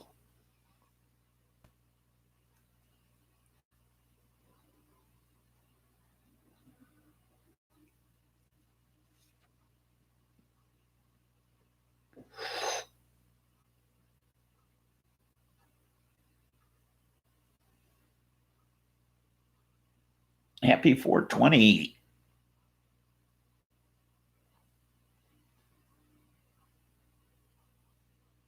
Mystery weed. Ah.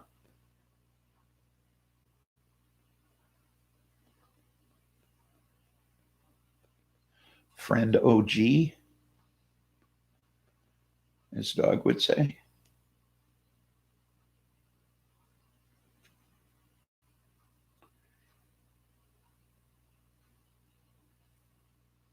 You made an ink drawing a la the artist. Oh, a self-portrait.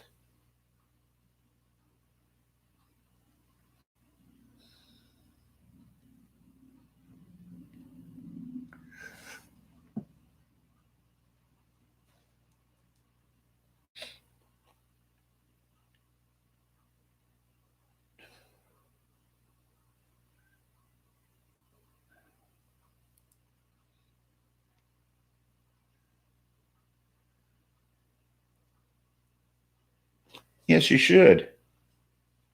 Absolutely. Put it up on your channel. We'd all like to see it.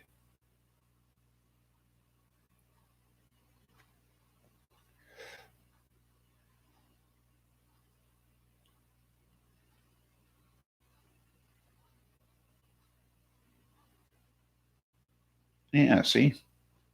We all want to see it. Get it on out there.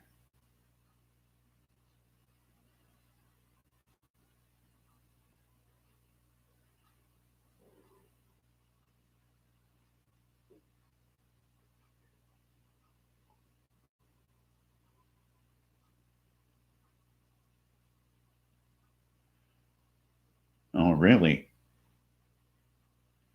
Oh. Got to report the bastard.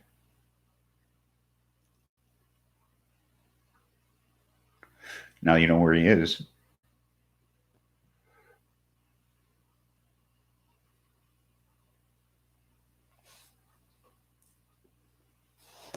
That was his mistake.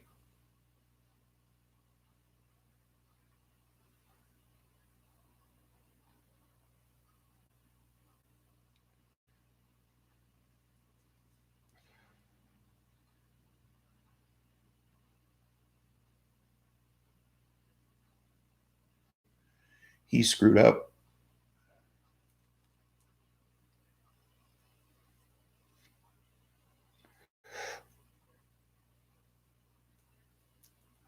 Yep. Yeah, you got him now.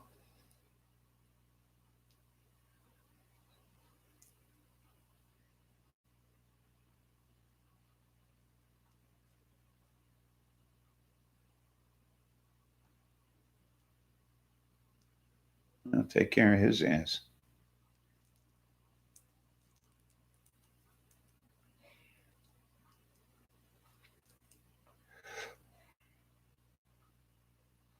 Yeah, we don't have anybody like that around here. We used to have a neighborhood loudmouth. Came into the bar. But he got a DUI. So he's walking. So we don't see him anymore.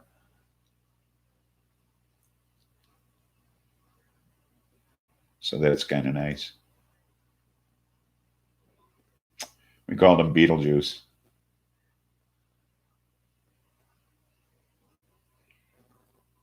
For obvious reasons.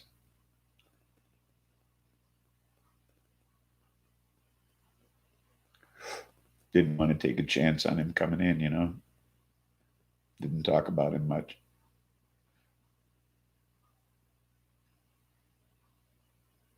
He was just such an obnoxious jerk.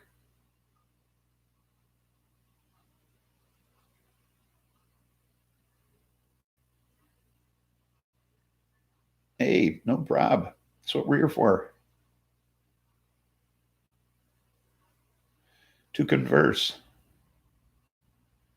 You know, this is our world. Don't have one out there anymore. We're all in here.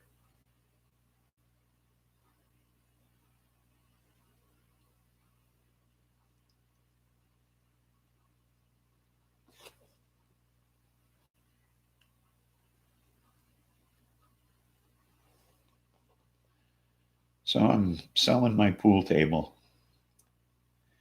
I don't use it anymore. So I figured it's just collecting stuff. So,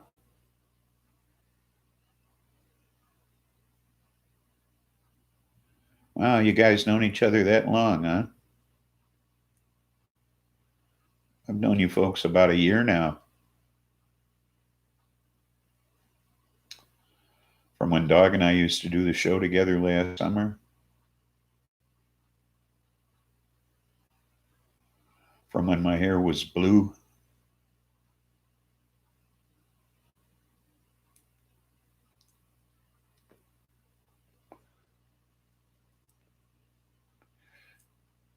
From when we did the show together and made Chicago dogs and made caramels together and did all that shit. Did all those shows. All the ones he had to take down.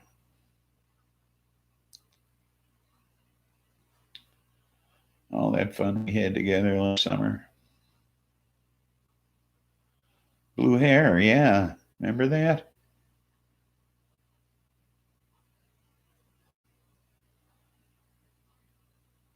Fun times that blew up. Yeah.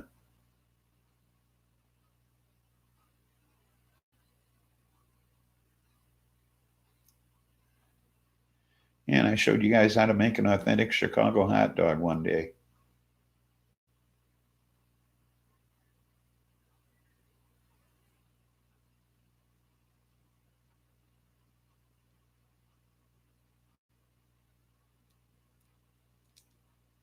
Oh, because of the music.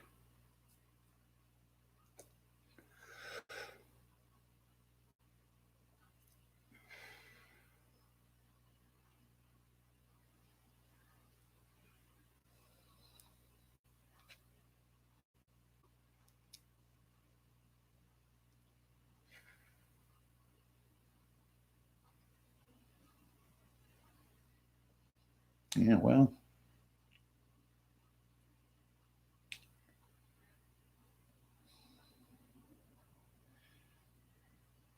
he'll be up and moving around before you know it. He has to go through speech therapy, so he won't be able to talk for a while. So I don't know when he's going to be doing a show again.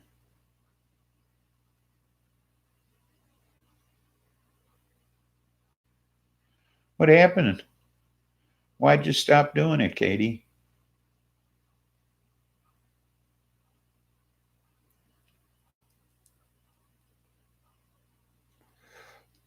And come on back so we can talk to you.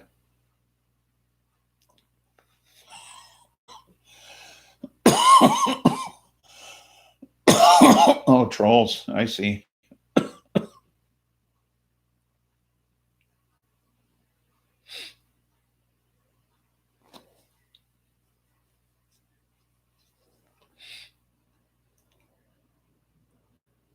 Was that a long time ago? Maybe you could sneak back on and nobody'd notice.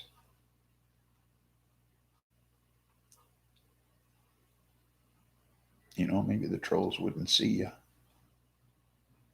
You could just go back to just conversing with friends.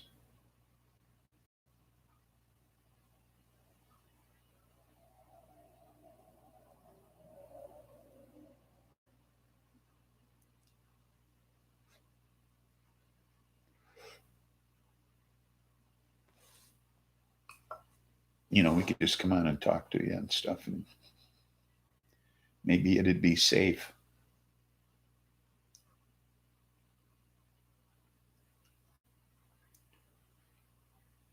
We could see what happens anyway. Give it a shot. What do you think? What do you think? Huh? Wink, wink. What do you think? Huh? Huh? Give us something to do on Wednesday nights. Or some other time. Call it something else, and then they might not know it's you.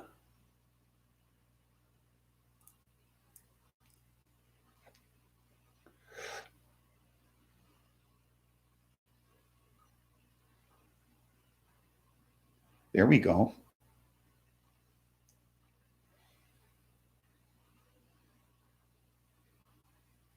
We could do that, huh?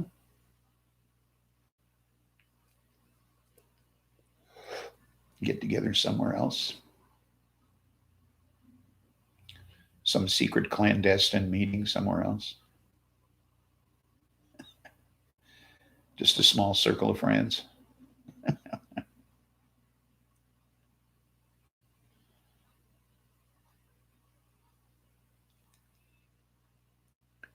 Just a little group of us. Just get together and talk.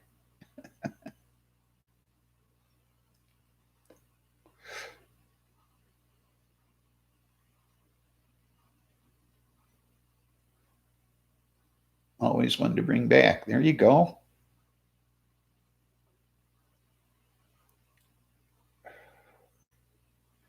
I tell you, it didn't take a lot of encouragement to get him back on.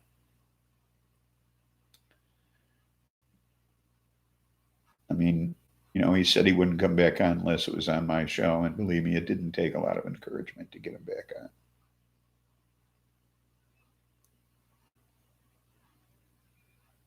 But all the time he was off, he didn't wear purple. Okay, he wouldn't wear purple.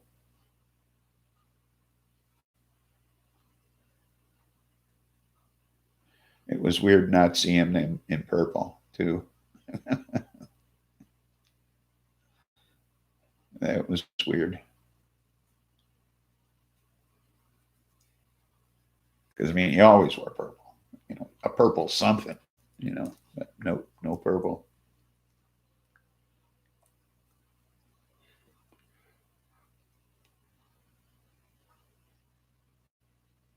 Your longest show was over 5 hours. Wow. That's a long time.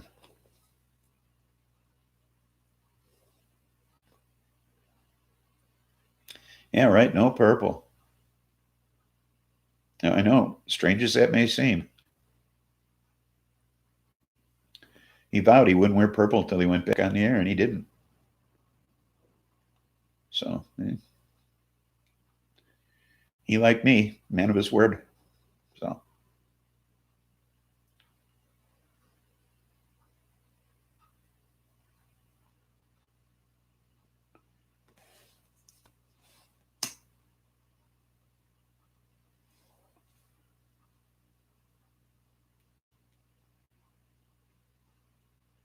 His skin turned purple, so that's a consolation. Yeah, there you go.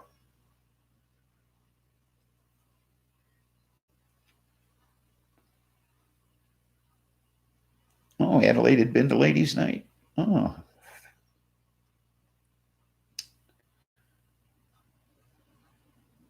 So what are we going to call the new show, Katie?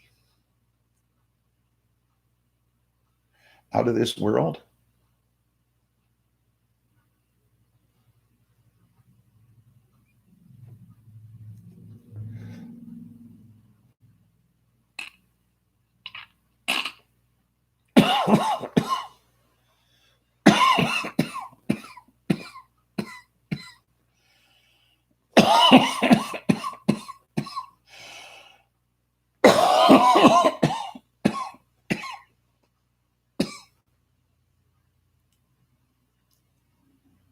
For freezing,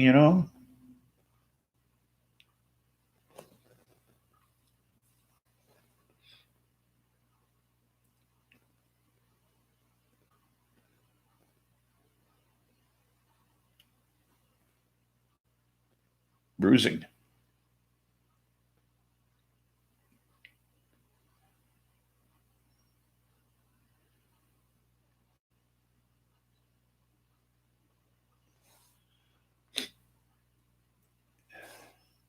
Hey, they're your fingers, H7.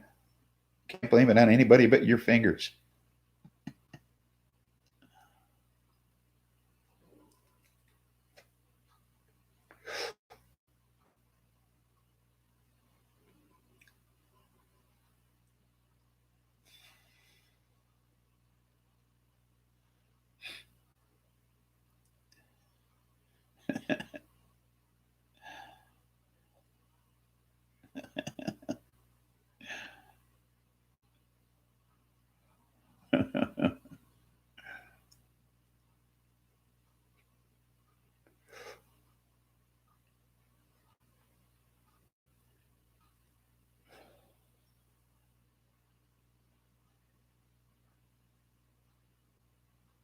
Timing has to be right for you to try. Okay, well, it's all up to you.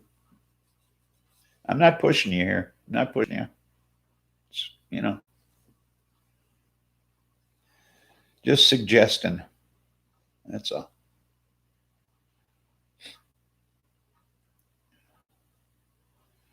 I never thought the dog would go back on by himself. Tell you the truth, I thought his attorneys would still be on his ass about that. So I'm really surprised.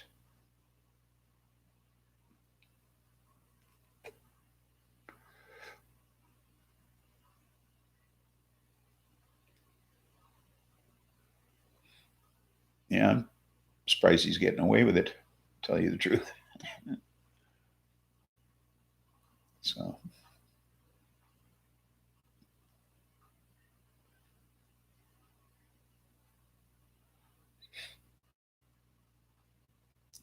it's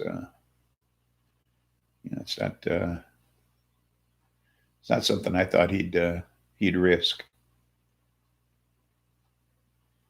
But I guess I don't know. I guess maybe they've settled or something. I don't know. So,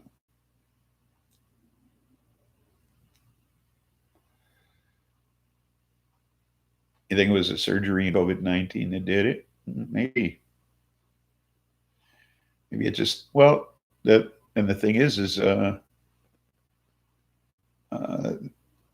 guess the stuff they saw is the stuff you can't take down anyway. The real old shit. So they weren't even aware of the recent stuff. So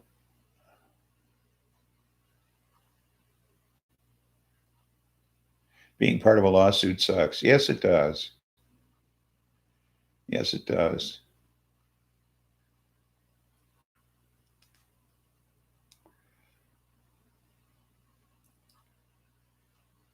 Yes, it certainly does. It's pain in the ass. No matter which side you're on.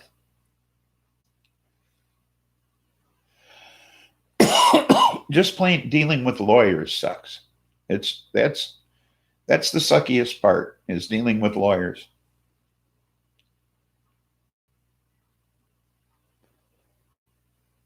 If only lawyers would take your cases. They don't find it profitable. That's probably the problem, huh? Not worth their time.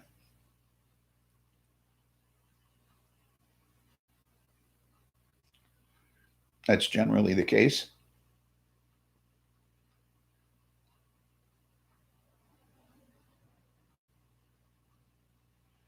By the Maine Human Rights Commission. Well, that's good.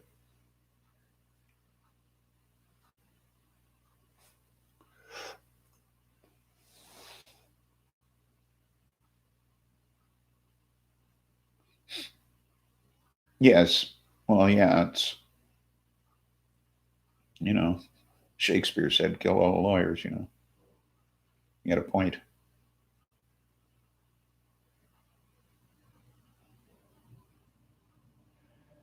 It's why they write things in legalese. make lawyers necessary.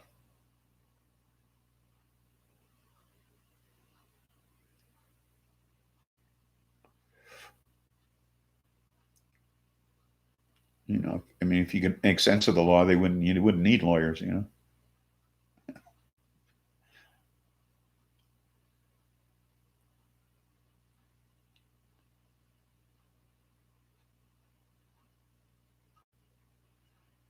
But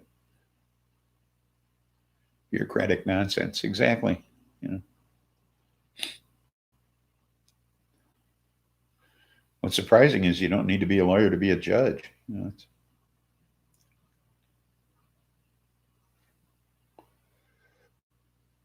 yeah, you can call him sir. It's good enough.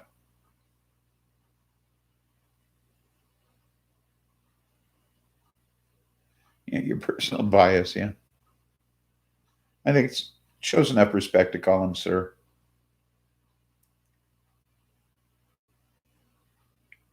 You know, that's good enough.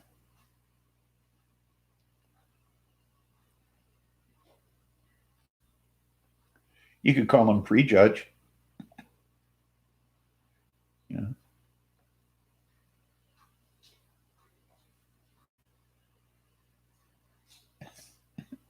because he's already decided anyway before you get up there. You could call him prejudge.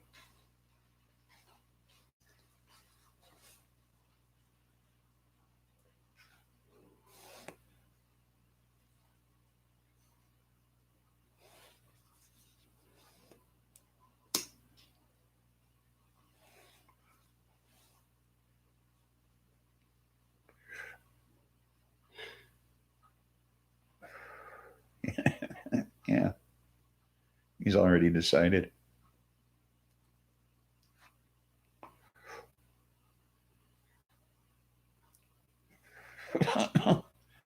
No, no, it's not a rank.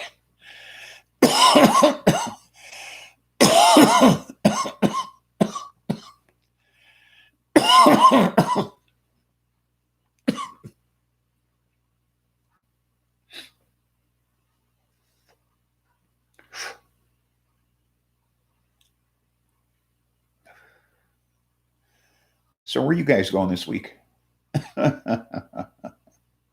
Just thought I'd ask.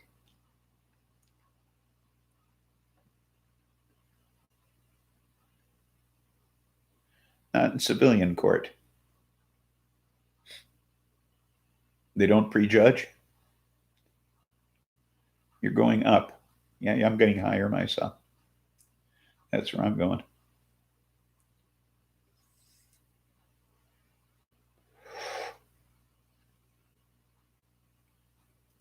Looks like a COVID-19 chart for Georgia.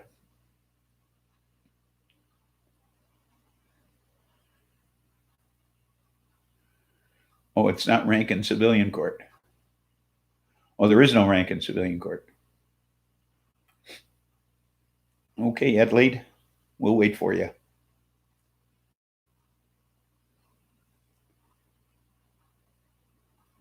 Or the USA.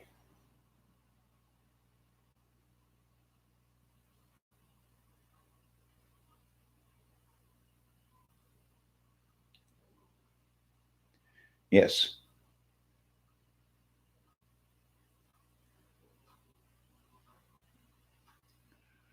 Why, this joint went fast.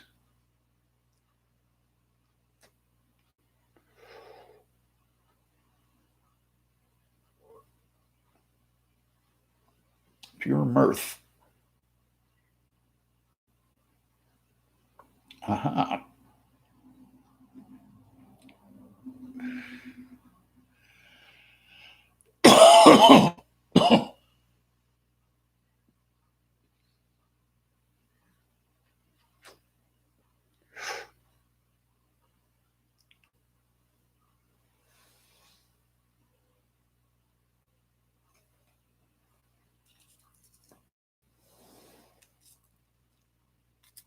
So,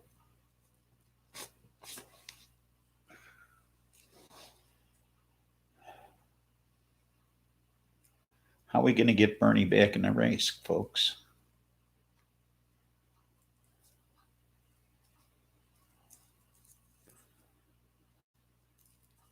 There's got to be a way. I am chillaxed myself.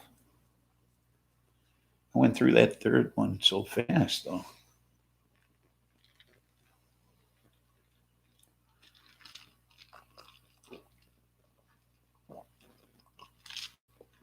Bernie is not fake. He is the real deal. They just fucked us out of him, that's all. He's been speaking the same message since the 80s. Since he's been in politics, he's been speaking the same message. Okay?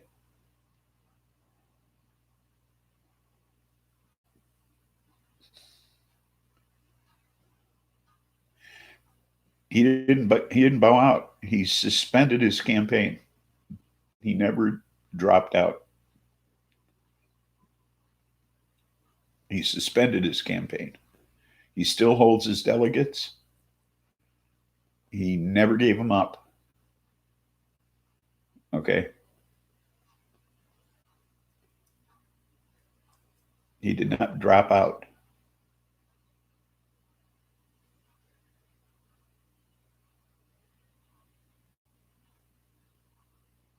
There's a difference.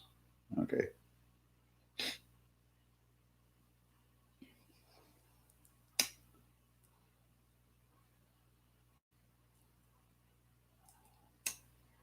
If you're wondering what I'm doing down here, I just happen to have packed a short one. So I figure he wanted to unite the party, not split it. He said he would do everything to beat Trump. Exactly. And he held on to his delegates so he would have influence over what the party line was. Okay?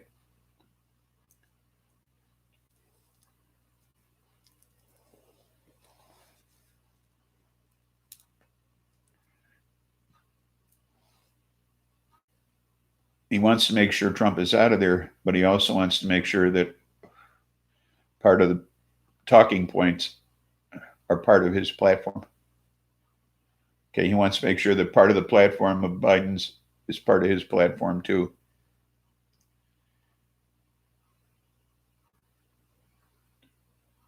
Yes, he would help Biden, but he would not give him his delegates.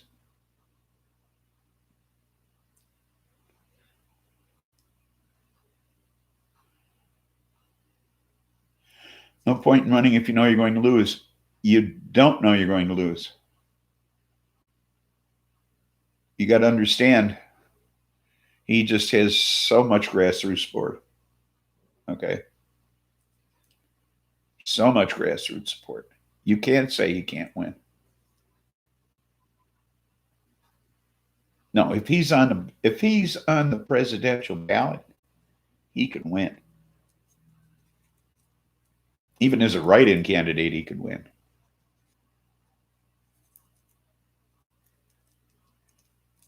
Okay.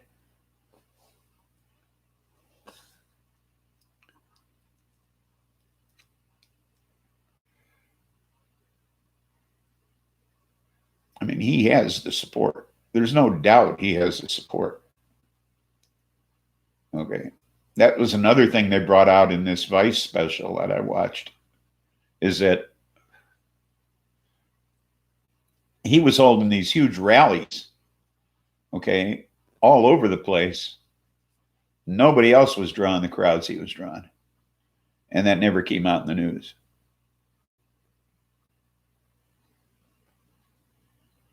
I don't know, sometime in July, any primaries that are remaining have been pushed off till July. I don't know why Super Tuesday is the biggest one, okay? Why they don't have them more often. I mean, why they don't have them all at the same time, I have no idea.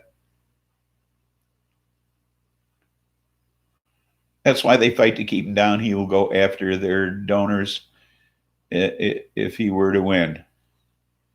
They cannot have that, right?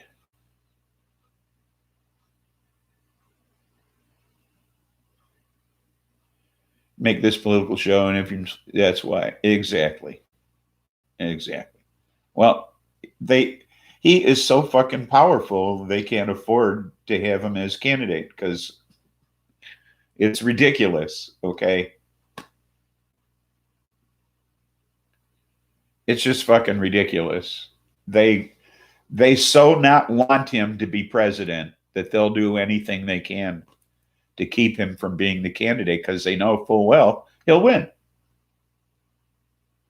They so don't want him to be candidate to be the president. Okay. Big business so doesn't want him to be president, corporate America. Because they know he would be so great a leader.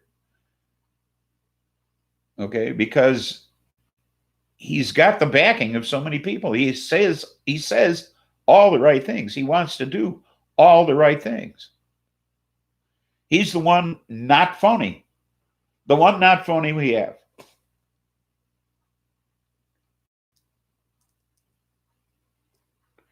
Exactly, Katie, is for the people. The one guy. He's the guy.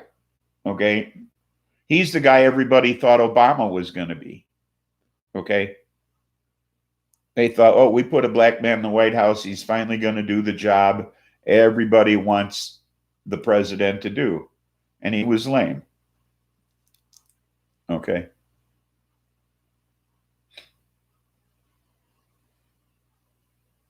He thought just being a black president was good enough. That he did his job just getting elected. But it wasn't enough. Well, Obamacare went so far, but it didn't go far enough. You know.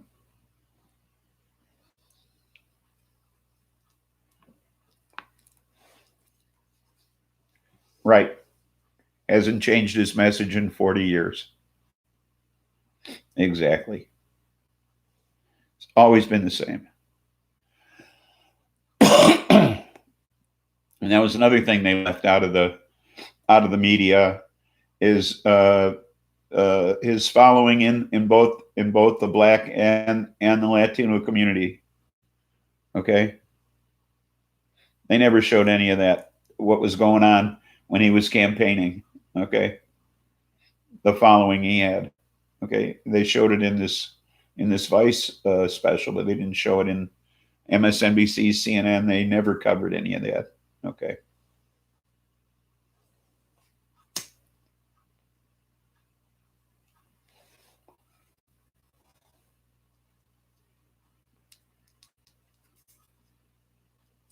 Exactly. He did get arrested.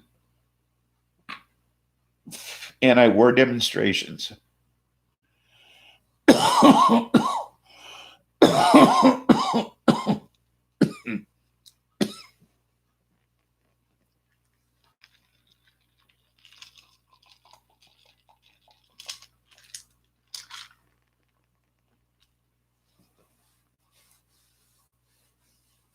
Yep, he's always been politically active, always been a liberal.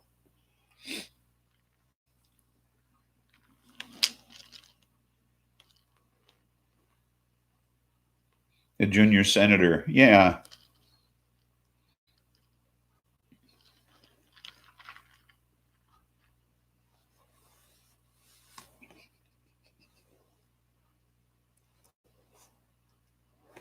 He did a lot for more minorities when he was mayor. It was a Burlington, Vermont, I believe.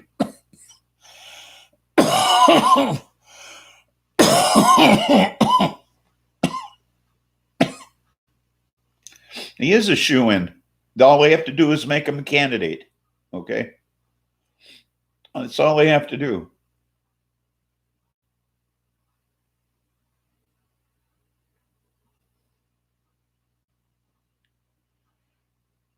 That's all they have to do.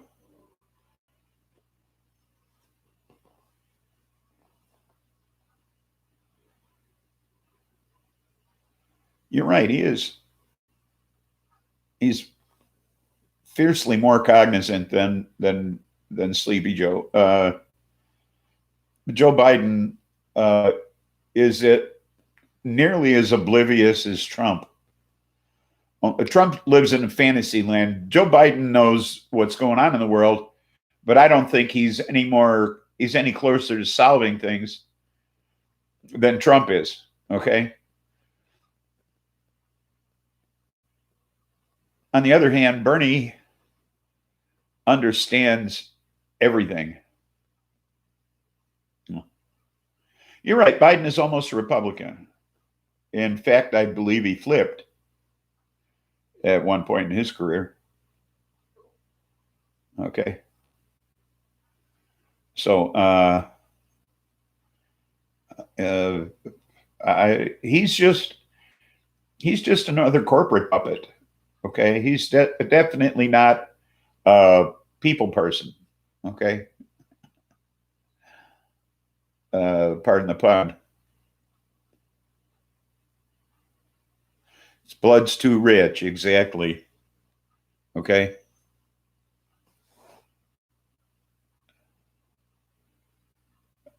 Bernie Sanders is the son of poor Jewish immigrants. Came to New York City. Okay.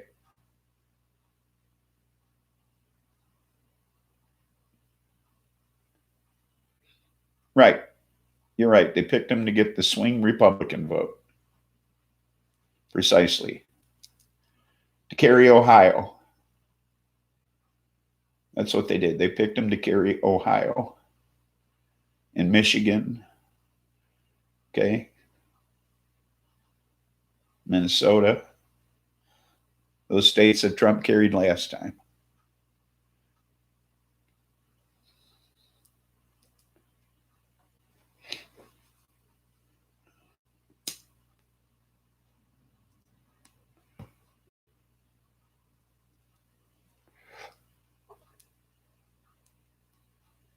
Oh, by the way, all those states that opened early, those governors have real low approval ratings now. And those states that decided not to open early, governors have real high approval ratings. Even Michigan, where people did all that protesting, with armed protesters. Even this week, they closed the state legislature so that armed protesters couldn't storm the place again. Okay. The governor has a 72% approval rating. Okay. So even in Michigan, okay, compared to the president's 43% approval rating on the handling the coronavirus. Okay. And Ohio, another state, the president carried. The governor there has a real high approval rating, even though he has kept the stay-at-home order in effect till I believe the end of this month, and masks in place, and at all times, and paid protesters, mercenaries, right? Well, I mean, come on, carrying rifles and shit, come on, give me a break here. Same thing in Georgia. The governor of Georgia has a real low approval rating now too. Since he opened up his state, its approval rating has dropped into the low 40s. So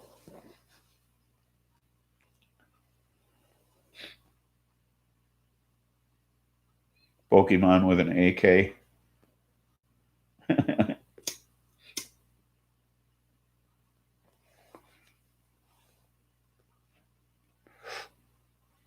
I don't know what these people are thinking, this business. I mean, what is the point of this? You're not going to be safe till there's a vaccine. So what are you protesting? I want to go out and risk my life. I have a right to go out and risk my family's life, then go ahead. Okay? But don't risk my life. Okay? I think they ought to arrest your ass. Tell you the truth. If, personally,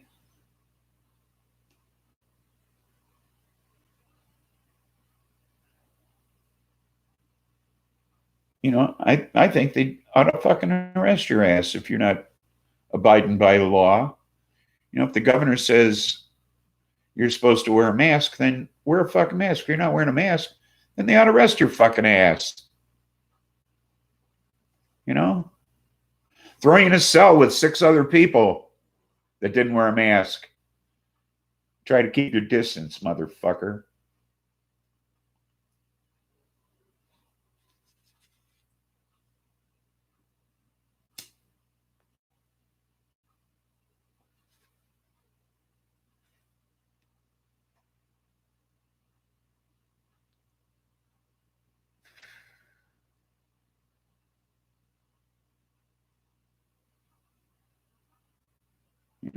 Seriously.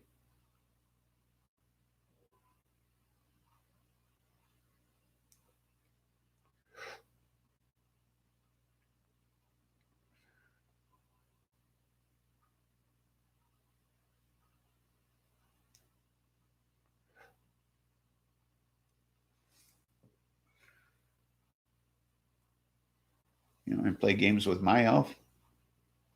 We'll play games with yours.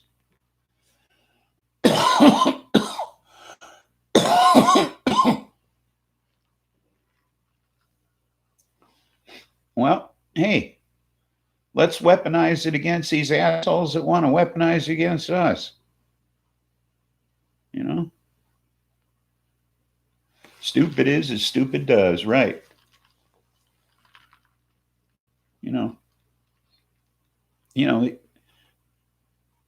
I'm saying, pick them all up, put them all together in one space.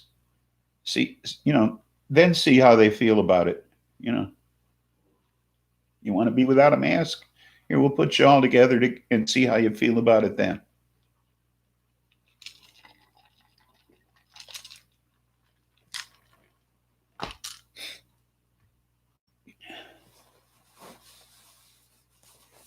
And then we won't test you. Okay?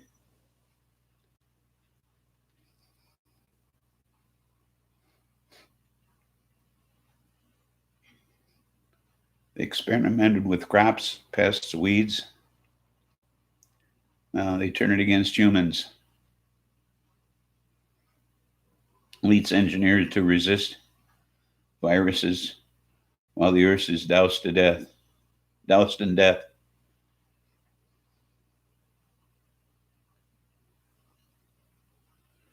Invite them to a convert. There you go.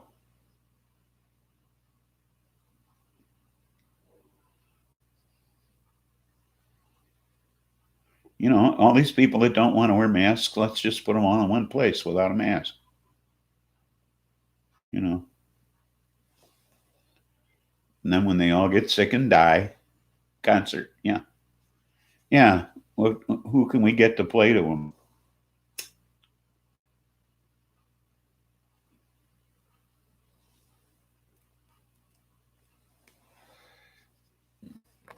Paint it bleak. Might not be that dark. Pandemic.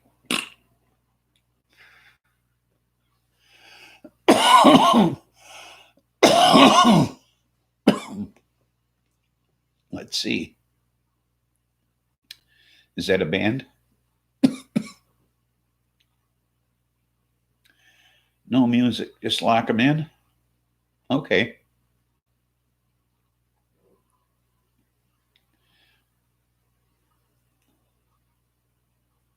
We sell tickets and watch them from a safe distance.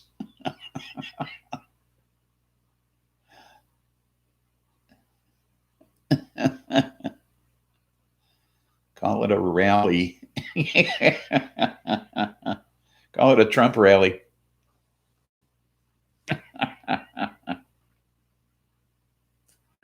We could get him to speak. He doesn't wear a mask. He'd show up for that, wouldn't he? Excuse me here.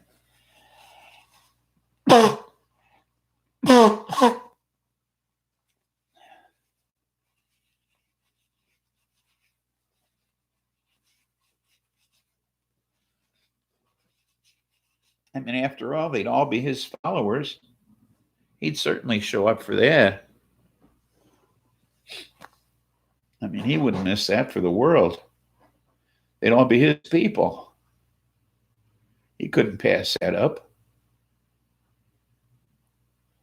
I mean, it's like graduation at West Point, got to do that. We talked about that last week, didn't we? West Point. Did I ever talk about that? Yeah. Yeah, right. Neither could they. They'd show up. All those people that don't wear masks, they'd show up for sure. We could even sell tickets. Use the money to feed all the people that are out of jobs and stuff.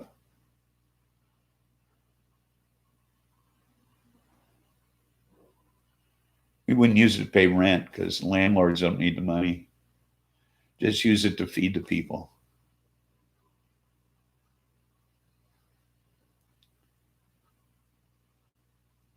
We could do that, right?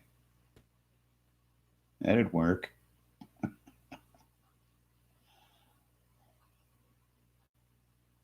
Oh, there you go for PPE. Yeah, we should be getting that from the government anyway, but yeah. We could buy it from that guy in Texas. So we buy American. Huh? I like that idea. After all, it is a matter of national security. We shouldn't be buying foreign stuff. I mean, think about it. We're buying it from a communist country who's our enemy. Seriously, China's our enemy. They're no more our friend than Russia is.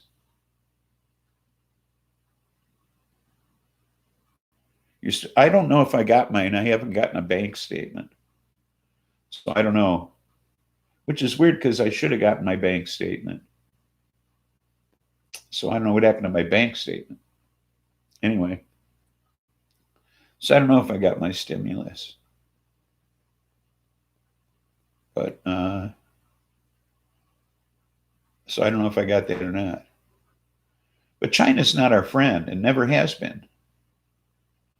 Okay. In fact, they're out there building infrastructure in foreign countries all over the world. And so is Russia.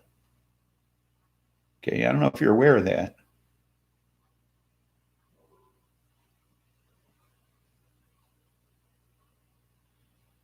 We just got a shipment from Russia and they need the stuff too. A shipment of what?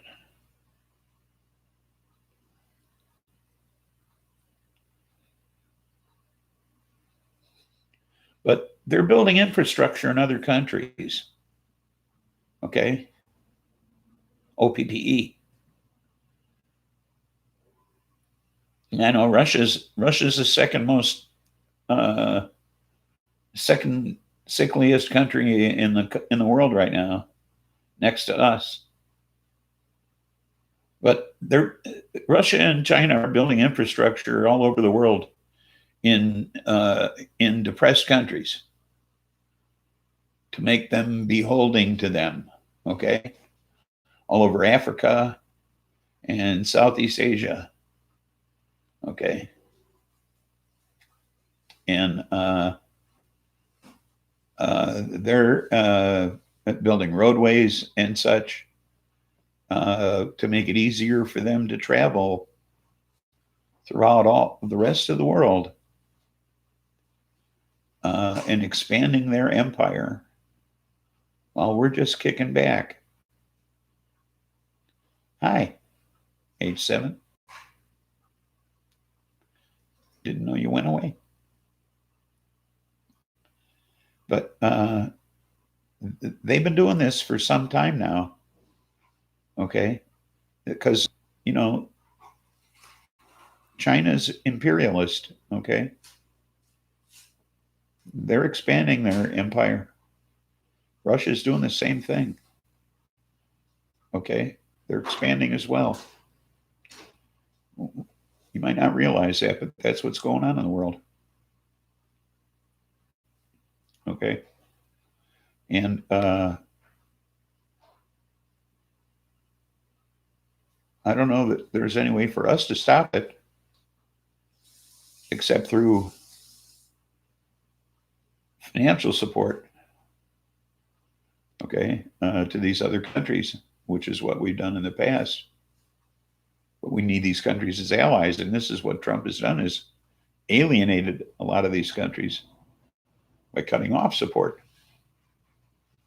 okay, to small countries. He cut off support to a whole lot of countries, okay,